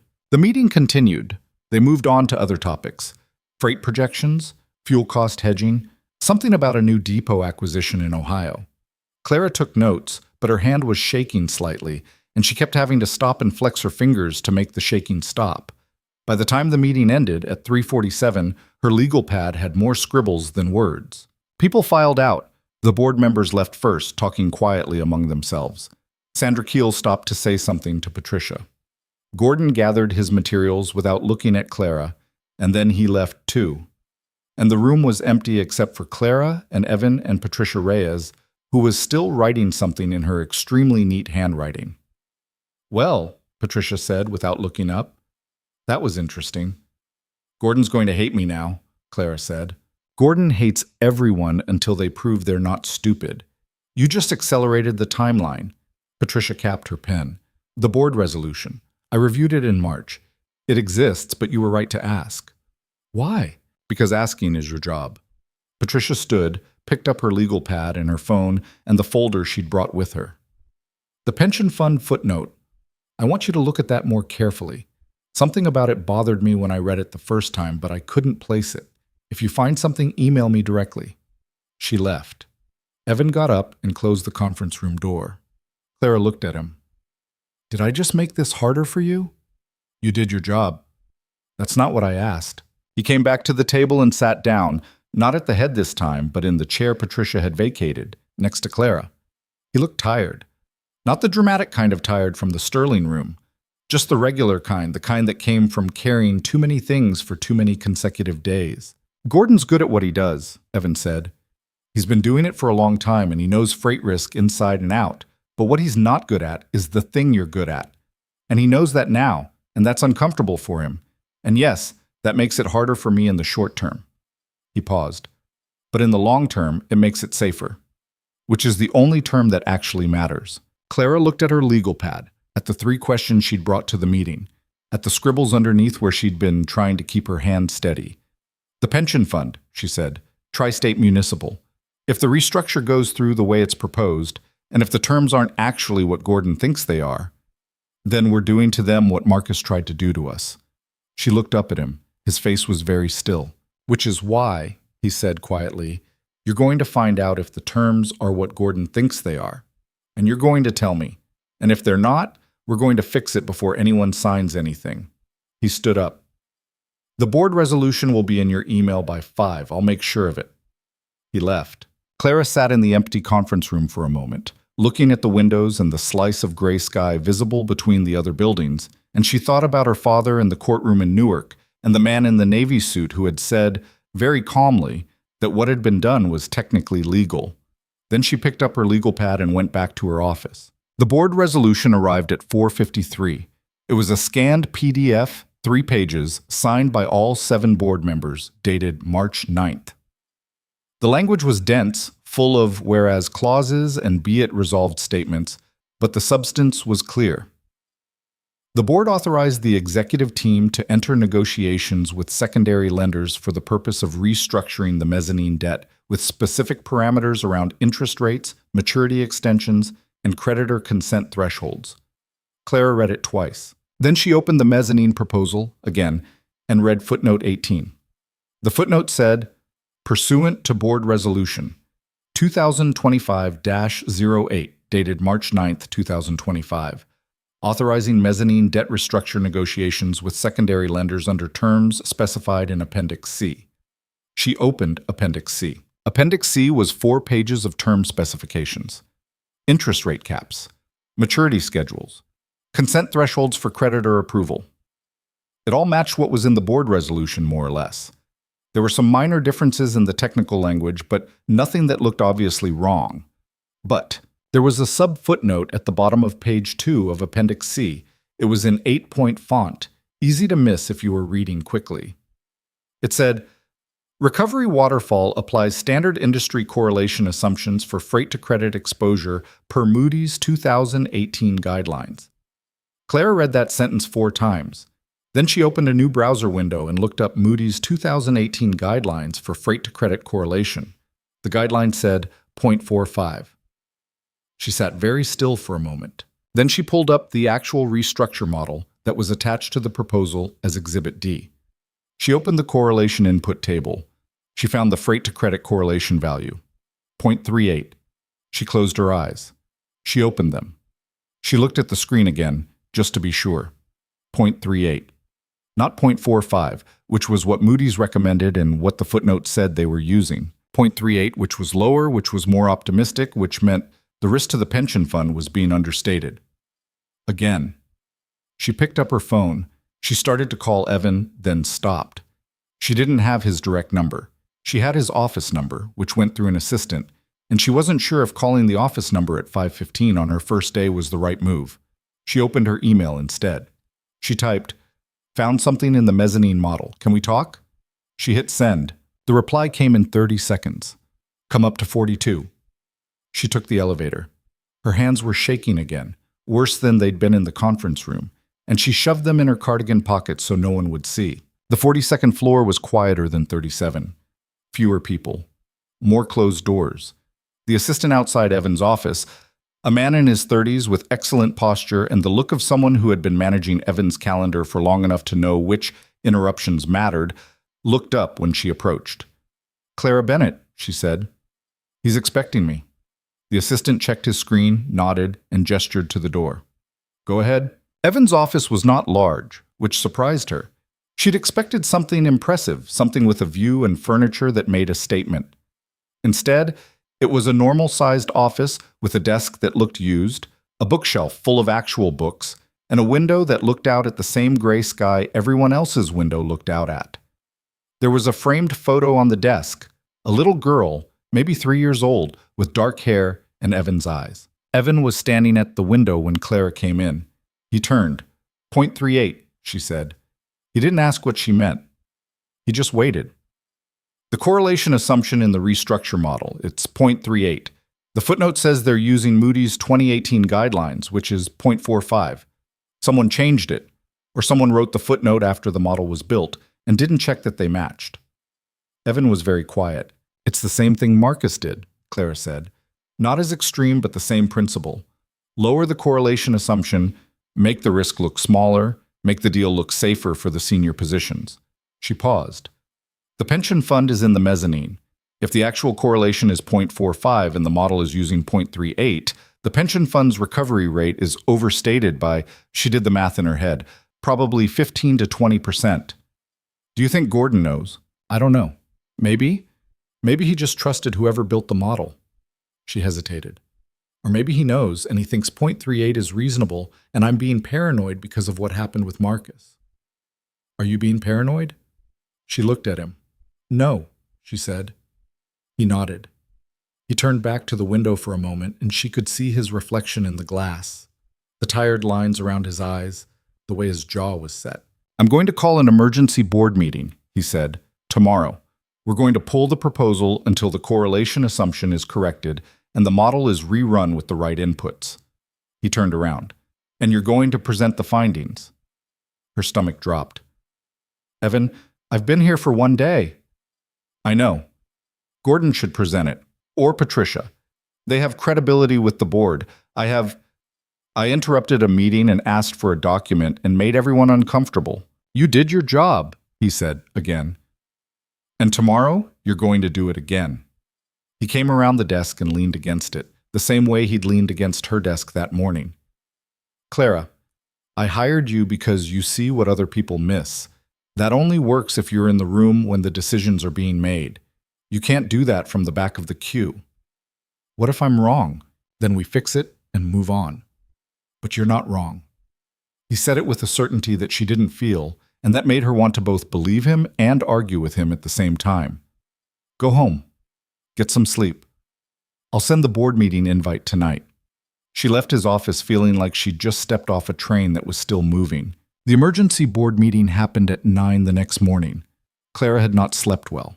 She'd gone home to Bayonne, made dinner for her father, sat with him through the nature documentary he liked, and then she'd lain in bed staring at the ceiling and running through the presentation she was going to give over and over, like a script she couldn't quite memorize. She got to the office at 7:45. She printed out the key pages of the model. She made notes on her legal pad. She went through the correlation data 3 more times, just to be absolutely sure. At 8:55, Patricia Reyes appeared in her doorway. Ready? Patricia said. No. Good. People who say they're ready are usually overconfident. She came in and looked at the papers Clara had spread across her desk. Gordon's going to push back. He'll say 0.38 is within industry tolerance. He'll say you're applying an overly conservative standard. He'll make it sound like you're the problem. What should I say? Say what you know. Say it clearly. Don't apologize for it. Patricia paused. And if he tries to make you sound hysterical or paranoid, remind him that you caught Marcus Vail with fogged glasses in 30 seconds. That usually shuts people up. Clara almost smiled. They walked to the conference room together. The board was already there. All 7 members this time, not just the 3 from yesterday. Gordon was there, sitting very straight in his chair, with a folder in front of him and an expression that was carefully neutral. Sandra Keel was there. 2 members of the legal team Clara hadn't met. And Evan at the head of the table, looking like he'd been awake since 5 and had already made 6 decisions before breakfast. Clara sat down next to Patricia. Evan started the meeting without preamble. We're here because Clara identified a discrepancy in the mezzanine restructure proposal. Gordon, I want to hear your position first. Then Clara will present her findings. Then we'll decide how to proceed. Gordon opened his folder. He spoke in the same even, methodical tone he always used. He explained that the correlation assumption of 0.38 was within the acceptable range used by comparable firms in comparable restructures. He explained that Moody's guidelines were recommendations, not requirements. He explained that the model had been reviewed by his team and by external counsel and had been found to be sound. He explained that while he respected Clara's diligence, he believed her concerns were based on an overly conservative interpretation of industry standards that, if applied across the company's entire debt portfolio, would make most of their existing structures appear higher risk than they actually were. He said all of this calmly, professionally, without a trace of hostility. And when he was done, one of the board members, A woman in her 50s with short gray hair and the kind of direct gaze that Clara associated with people who asked hard questions, said, "Miss Bennett, your response." Clara opened her legal pad. She had prepared a whole speech. She had written it out the night before, sitting at her kitchen table, trying to find the right words that would make the board understand without making Gordon look incompetent. Because she had realized somewhere around midnight that this was not just about the math. It was about whether the board was going to trust her, or trust the man who had been doing this job for 6 years. But now, sitting in the room, with all 7 board members watching her and Gordon's carefully neutral expression and Evan's steady gray-green eyes, she realized that the speech she'd prepared was too careful, too apologetic, too much like the voice she'd used when she'd been serving wine. So she set the speech aside. ".38 is wrong," she said. The room went quiet. "It's not a question of industry tolerance or conservative standards. It's wrong. Freight to credit correlation in a downturn runs between 0.7 and 0.9.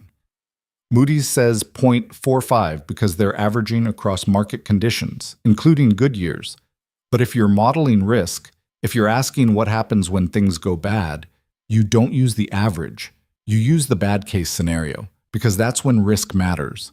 She paused. 0.38 is the number you use when you want the deal to look safe. 0.7 is the number you use when you want to know if it actually is safe. The board member with the gray hair leaned forward.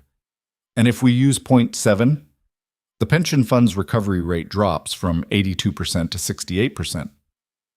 Someone at the table made a small noise. Clara wasn't sure who.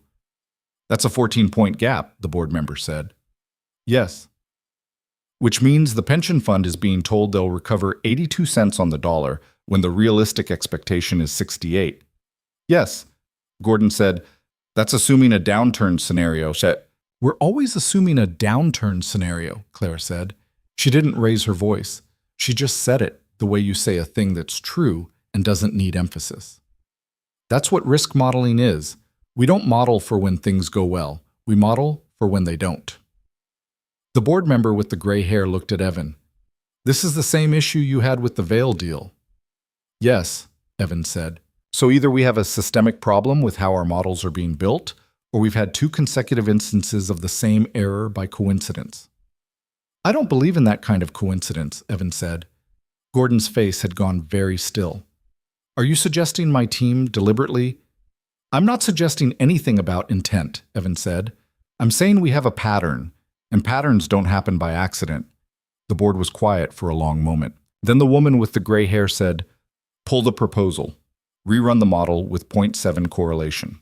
If the pension fund's recovery rate falls below 70%, we renegotiate the terms before we proceed." She looked at Gordon. "And I want an audit of every model your team has built in the last 2 years. External audit, retained by the board, not by management." Gordon's jaw tightened. "That's non-negotiable," the woman said. She looked at Evan. "Make it happen." Evan nodded. The meeting ended 10 minutes later.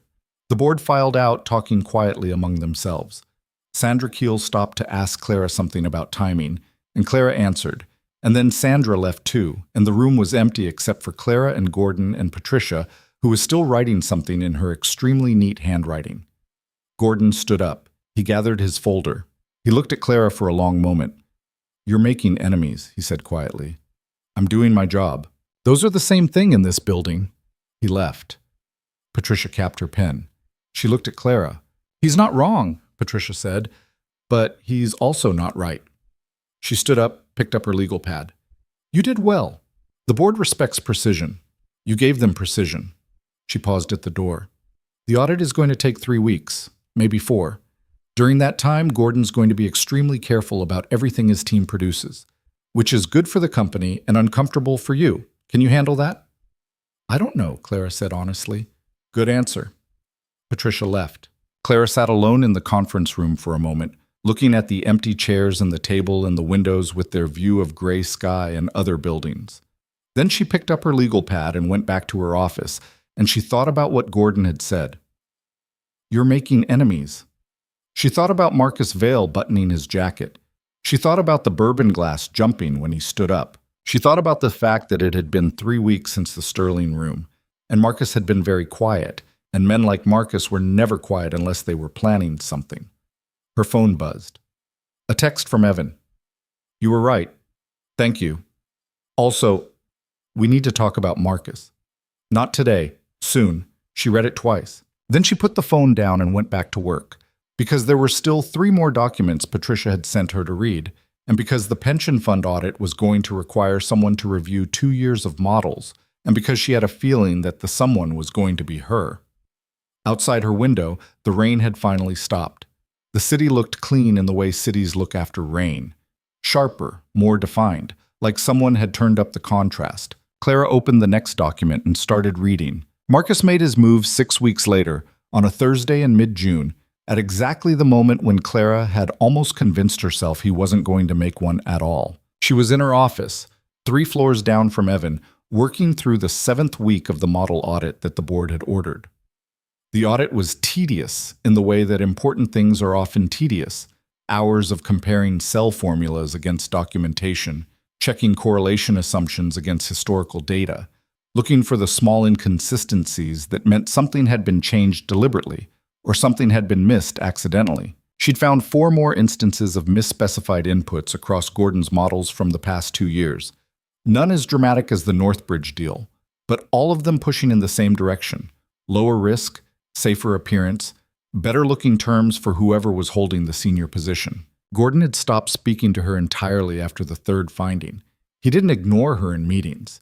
He was too professional for that. But he answered her questions with exactly the number of words required and nothing more. And when she passed him in the hallway, he looked at a point slightly to the left of her head, as if she were a piece of furniture he was navigating around. Patricia said this was normal. Patricia said Gordon would either come around or he wouldn't. And either way, Clara's job was to keep doing the work. So she kept doing the work. She was looking at a freight volume projection model from March 2024 when her desk phone rang. The internal line. She picked it up. Clara Bennett. It's Evan. Can you come up? Something in his voice made her stand up before she'd consciously decided to. Now? Now. She took the elevator. The assistant outside Evan's office waved her through without the usual check of his screen, which meant Evan had told him she was coming, which meant this had been planned at least a few minutes in advance, which meant it wasn't an emergency, but it was something. Evan was at his desk. Patricia was standing near the window. And there was a 3rd person in the room, a man Clara didn't recognize, mid-40s, expensive suit, the kind of calm expression that lawyers have when they're about to explain something complicated. Clara, this is Michael Taverner, Evan said. Outside counsel. He specializes in securities litigation. Clara shook Taverner's hand. His grip was brief, professional, forgettable. What happened? She said. Marcus filed suit this morning, Patricia said. She had a folder in her hands, thin, maybe 20 pages. Against the company and against Evan personally. Breach of fiduciary duty, tortious interference with prospective business advantage, and defamation. Clara sat down in the chair across from Evan's desk without meaning to. Defamation? He's claiming, Taverner said, that statements made by company representatives regarding the Northbridge deal, specifically statements suggesting that the deal structure was deliberately designed to obscure risk, constituted defamatory falsehoods that damaged his professional reputation and resulted in the loss of business opportunities. Clara's mouth was very dry. What statements? He doesn't specify in the complaint, but the filing references conversations that took place at the Sterling Room on April 23rd. Taverner paused. You were present for those conversations. She looked at Evan. He was watching her with the same steady expression he'd had in the conference room the day she'd presented the mezzanine findings.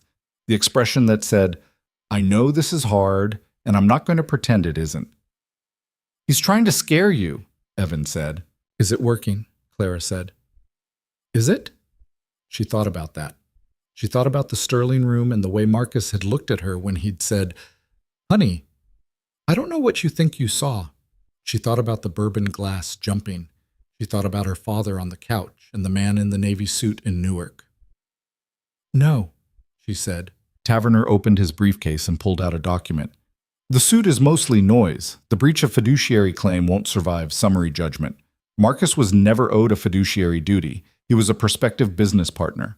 The tortious interference claim is weak, but the defamation piece is where he's going to make trouble. How? Claire said. Discovery. If he can get past the initial motion to dismiss, he'll use discovery to request internal documents, emails, meeting notes. He'll depose you, Evan, Patricia, probably Gordon, and the risk team. He'll try to find anything that looks like the company made statements about his business practices that weren't factually supported. Taverner set the document on Evan's desk. And if he finds those statements, he'll use them to create leverage for a settlement. He doesn't want money, Evan said quietly. He wants the 11%. Patricia looked at him. Explain. He's still a minority shareholder, 11%. He can't block major decisions, but he can vote against them. He can create friction. He can make my life difficult at every board meeting for the next 5 years. Evan leaned back in his chair. But if he files a lawsuit and ties us up in litigation for 18 months, 2 years, and then offers to drop everything in exchange for me buying out his shares at, 20% over market, he walks away clean with a profit, and I'm rid of him. That's extortion, Clara said. That's negotiation, Taverner said. Expensive, unpleasant, but legal. Clara looked at the document on Evan's desk. The caption across the top said, Marcus Vail versus Whitmore Freight Holdings, et al. She couldn't see the rest from where she was sitting, but she could see enough to know that et al. Probably meant Evan individually, which meant Marcus was trying to make this personal, which meant he was trying to hurt Evan in a way that went beyond business. What do we do? She said. Taverner looked at Evan. Evan looked at Patricia. Patricia said, We defend, aggressively. We file a motion to dismiss. We argue that every statement made about the Northbridge deal was factually accurate, and we make Marcus prove otherwise. She paused. But there's another option. Which is, Evan said. We investigate him first. The room went quiet. Marcus has been doing this for 30 years, Patricia said. Structured deals, leveraged buyouts, debt restructures. He's good at it. Too good. Which means he's either the luckiest investor in New York or he's been using the same playbook for a very long time. She looked at Clara. You said the Gould-Lerner framework was used in the Newark pension case. That was 6 years ago. How many other cases have there been? Clara thought about her notebook. The list of 11 entries. The conversation she'd overheard at the Sterling Room that had made her go home and check the math. I don't know, she said. But I could find out. Taverner shook his head. If you're thinking about building a counterclaim based on a pattern of misconduct, you need to be very careful. Discovery goes both ways. Anything you find, Marcus's team gets to see. If you can't prove a pattern definitively, you're just handing him ammunition. What if we don't build a counterclaim? Clara said slowly. What if we just find the deals, document them, and then make sure the right people know they exist? Patricia's eyes narrowed. Define the right people. Regulators, pension fund trustees, the institutional investors who are sitting in the secondary tranches of his other deals wondering if they're about to be the next Northbridge. Clara looked at Evan. You said Marcus doesn't lose gracefully. He's suing you because you embarrassed him. But if we show that Northbridge wasn't a one-time mistake, if we show it's how he operates, we don't just defend against his lawsuit. We end him. Taverner set down his briefcase. Miss Bennett, with respect, what you're describing is a coordinated campaign to damage a litigant's business relationships while you're being sued by that litigant. That is exceptionally dangerous territory. Only if the information we're sharing is false, Clara said. Is it false? We don't know yet, Patricia said, which is the problem. Then let me find out. Clara looked at all three of them. Give me 2 weeks. I'll pull every deal Marcus has closed in the past 5 years. I'll run the models, check the correlation assumptions, look for the same patterns we found in Northbridge. If I find them, we take it to the board. If I don't, we defend the lawsuit the normal way, and I'll sit for a deposition and tell the truth about what I saw. Evan was quiet for a long moment. He had his hands folded on the desk again, and he was looking at them, not at Clara, and she couldn't tell what he was thinking. 2 weeks, he said finally. But you're not doing it alone. Patricia, assign someone from legal to help her. Someone junior enough that they have time, senior enough that they know what they're looking for. He looked up at Clara. And if you find something, we don't go public with it. We bring it to the board first. I'm not using this company to fight a personal war with Marcus Vail unless the board agrees it's the right move. Clara nodded. Taverner looked deeply unhappy, but he didn't argue. He gathered his briefcase and his documents and said he'd be in touch about the motion to dismiss, and then he left. Patricia said, "I'll have someone on your floor by Monday." And she left too. And then it was just Clara and Evan in the office, with the afternoon light coming through the window and the framed photo of the little girl on the desk between them. "You don't have to do this," Evan said. "Yes, I do." "Why?" She thought about how to answer that. She thought about her father in Newark and the Sterling room and the feeling of standing at table 4 with her hands shaking and her voice too small and saying the thing anyway because the alternative was worse. "Because I know what happens when people like Marcus win," she said, "and I'm tired of watching it." Evan nodded slowly. "Okay, then let's make sure he doesn't." The legal associate Patricia assigned was a woman named Rachel Eng, 28 years old, 3 years out of Columbia Law, who showed up in Clara's office on Monday morning with a laptop and a coffee and an expression that suggested she had not slept well but was determined not to let it show. "Patricia says you need help pulling deal documents," Rachel said, "for Marcus Vail. All deals closed in the past 5 years." "Yes, that's going to be a lot of documents." "I know. Do you have a list of the deals or are we starting from scratch?" Clara pulled out her notebook, the small black moleskin. She opened it to a page near the back where she'd started a new list 3 days ago, after the meeting in Evan's office. She'd found 7 deals so far, just from public SEC filings and news archives. 7 deals where Marcus's firm had been involved in a restructure or recapitalization of a freighter logistics company in the past 5 years. She slid the notebook across the desk. Rachel looked at it, then she looked at Clara. "You keep a handwritten list." "Old habit. From graduate school?" "From being afraid I'd lose the digital version." Clara paused. "Also, writing it down makes it real in a way that typing doesn't." Rachel nodded slowly. She took out her own laptop and opened a spreadsheet. "Okay, let's make it really real." They worked for 12 days straight. Not all day, every day. Clara still had the audit to finish, and Rachel had her normal caseload. But every morning at 7, before the rest of the office arrived, Rachel would appear in Clara's doorway with coffee, and they would work until 9, and then again in the evenings after most people had left. They pulled SEC filings, credit agreements, offering memoranda. They tracked down the model structures, the correlation assumptions, the recovery waterfalls. They built a spreadsheet that had 23 columns and, by the end of the first week, 42 rows. 42 deals. In 5 years. Not all of them were bad. Some were clean. Some used reasonable assumptions, transparent structures, industry-standard correlation values. But 16 of them weren't. 16 deals where the correlation assumption was too low, where the recovery waterfall was hiding risk, where the pension funds and municipal investors and institutional holders of the secondary tranches were being told they'd recover 85 cents on the dollar when the realistic number was 60, 65 if they were lucky. 16 deals. Across 8 different companies. $300 million in total exposure to pension funds alone.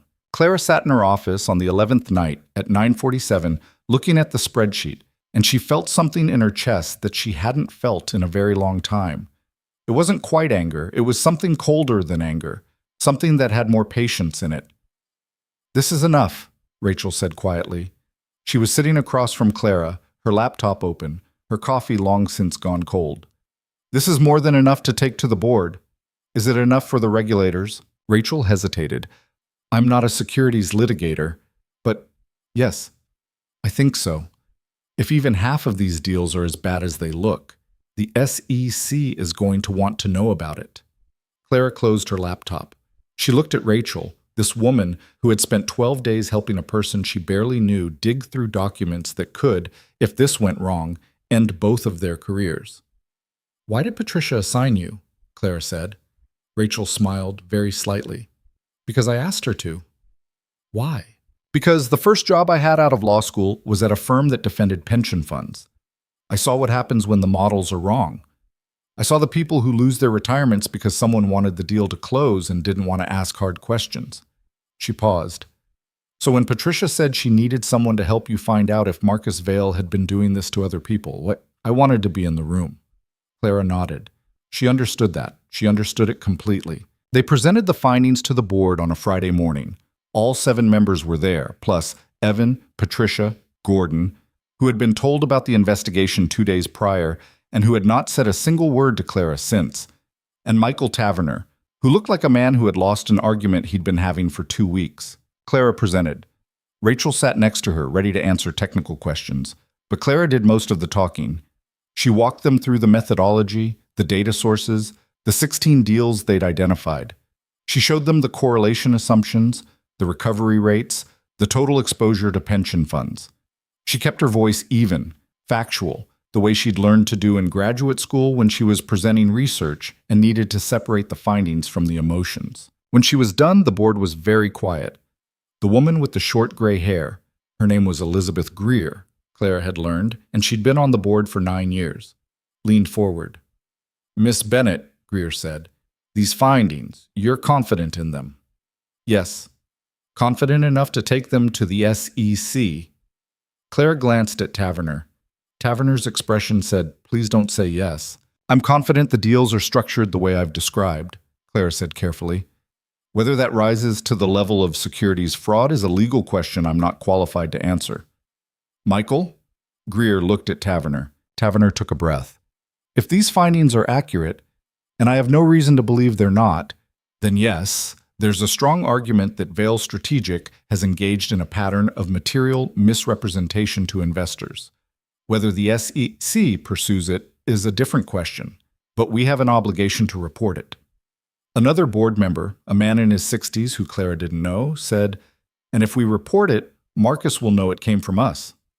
Yes, Taverner said, which means the lawsuit gets worse. Probably in the short term. Taverner paused. In the long term, if the SEC opens an investigation, Marcus's litigation position collapses. You can't sue someone for defamation when the statements you're claiming are defamatory turn out to be true. Greer looked at Evan. This is your call. Evan had been quiet through the entire presentation. He'd sat at the end of the table, listening, not interrupting, and Clara had not been able to read his face. Now he looked at the spreadsheet Clara had printed, the 42 rows, the 16 deals highlighted in yellow. I want to talk to the pension funds first, he said. The room went still. Excuse me? Greer said. The pension funds, the ones sitting in the secondary tranches of these 16 deals. I want to reach out to them directly, show them what we found, and give them the option to take it to their own regulators. Evan looked at Clara. These are real people. Teachers, municipal workers, firefighters. They're the ones who are going to lose everything if these deals collapse. They should know before the SEC does. They should have the chance to protect themselves. Taverner said, Evan, that is an extraordinarily risky. I know what it is, Michael. Evan's voice was quiet, but it had that quality it got when he was done listening to objections. I also know what it isn't. It isn't hiding behind lawyers while other people's retirements disappear. We found this. We tell them. They decide what to do with it. Greer looked at him for a long moment. Then she looked at the rest of the board. All in favor of authorizing management to contact the affected pension funds with the findings from this investigation, she said. 6 hands went up. Gordon's hand stayed down.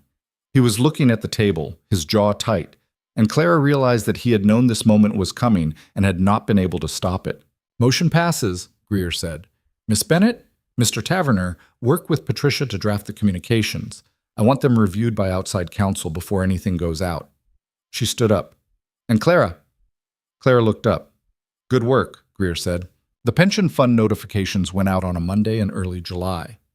16 letters sent by overnight courier to 16 different pension fund administrators, each one containing a summary of the findings, the supporting documentation, and a very carefully worded suggestion that the fund's fiduciary counsel might want to review the correlation assumptions in their respective deals.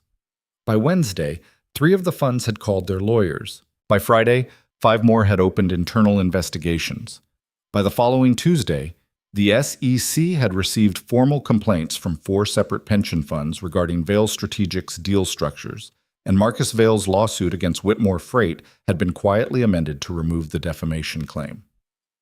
Taverner called it a strategic retreat. Patricia called it the beginning of the end. Clara called it what it was. Marcus realizing he'd walked into a fight he couldn't win. The formal end came 6 weeks later, in August, on a morning so hot that the air conditioning in the office building couldn't quite keep up, and everyone walked around with their jackets off and their sleeves rolled. Patricia knocked on Clara's door at 10:15.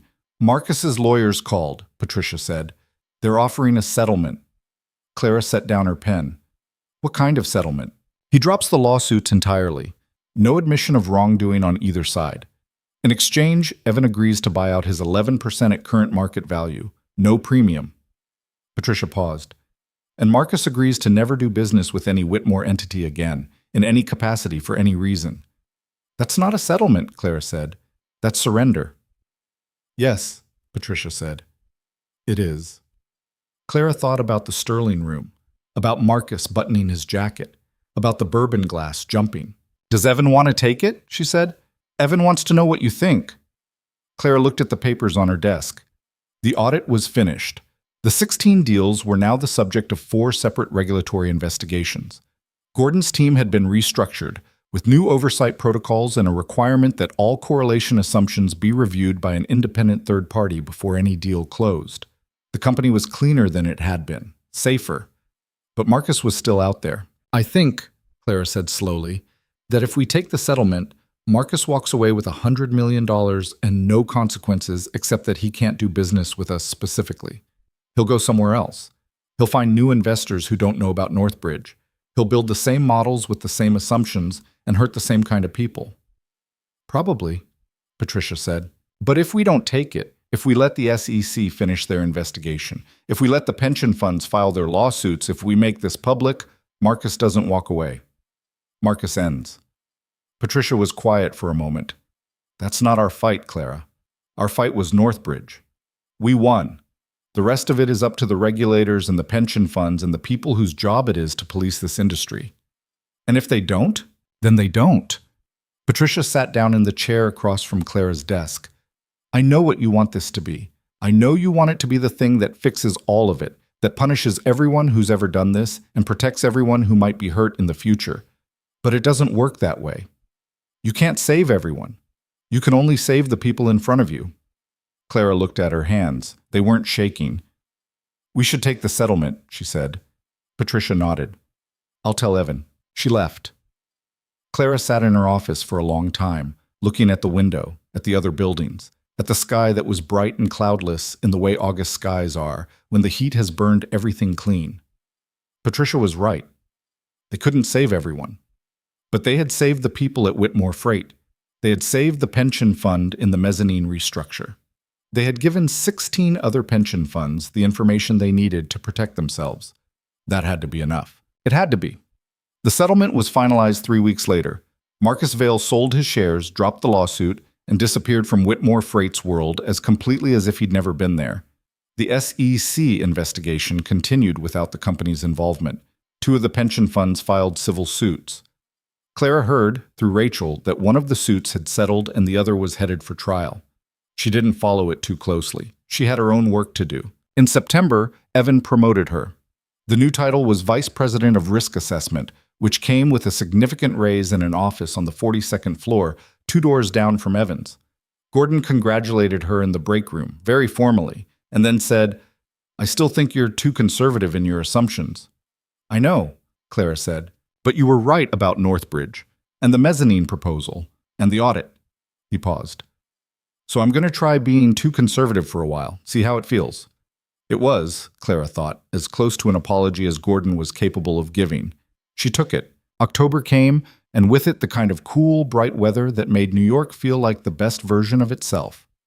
Clara's father had a good month, more good days than bad, longer stretches where he remembered things without prompting, evenings where they could sit and watch the documentaries, and he would tell her stories about when she was small, that she'd heard before but didn't mind hearing again. His medication was covered now, fully.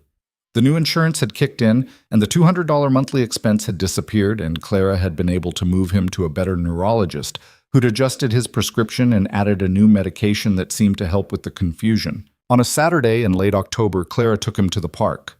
They walked slowly, because he walked slowly now, and they sat on a bench near a pond where ducks were doing the thing ducks do, paddling in circles, occasionally diving for something, coming back up, looking pleased with themselves. You're different, her father said. She looked at him. Different how? Taller. She smiled. I'm the same height I've been since I was 16, Dad. Not that kind of taller. He watched the ducks for a moment. You stand up straighter.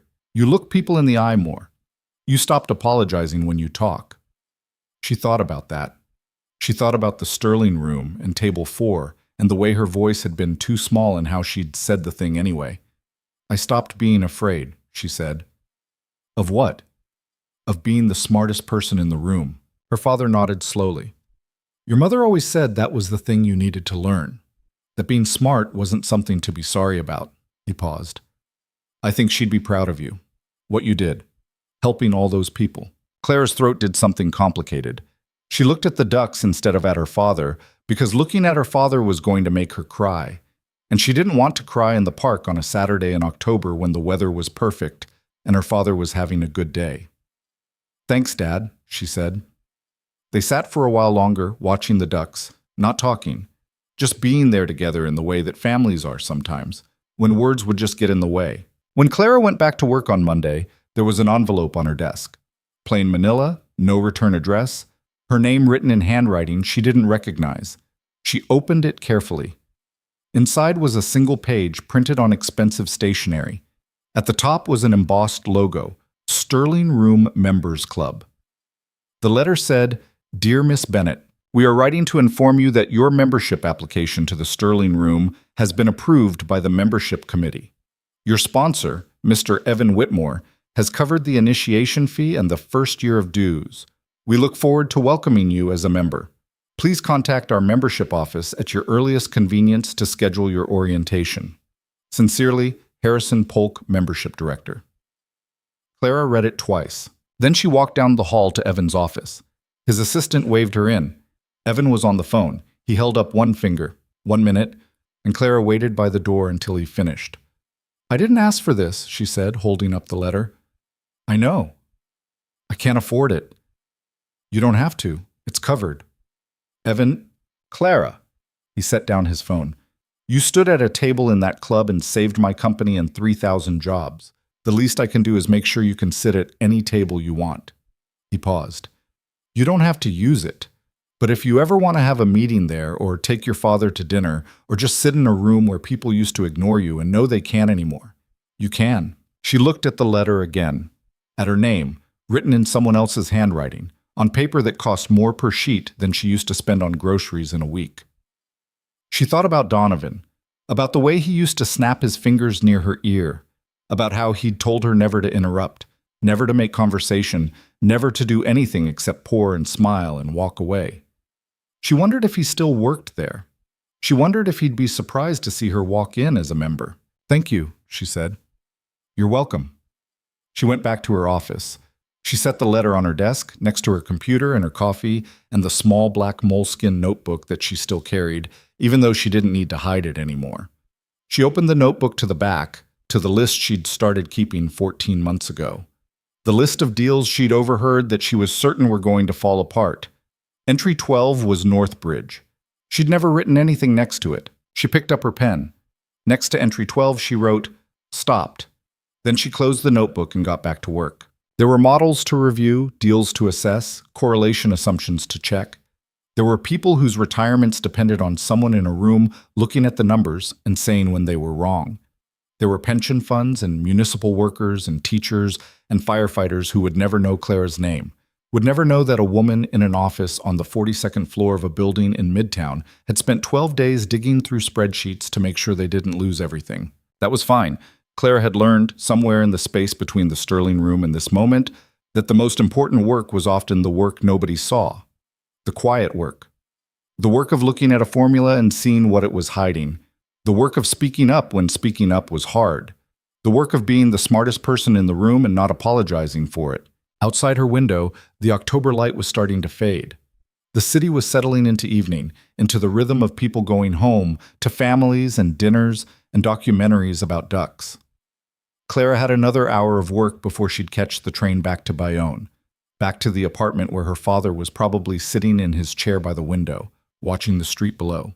Maybe having a good day, maybe not. But whatever kind of day it would be a day where his medication was covered, where the bills were paid, where his daughter had a job that mattered and a title that meant something and the kind of future that neither of them had been sure was possible 6 months ago. She picked up the next file and started reading. Somewhere in Manhattan, in a club on the 42nd floor with burgundy carpet and real logs in the fireplace, the members were gathering for dinner.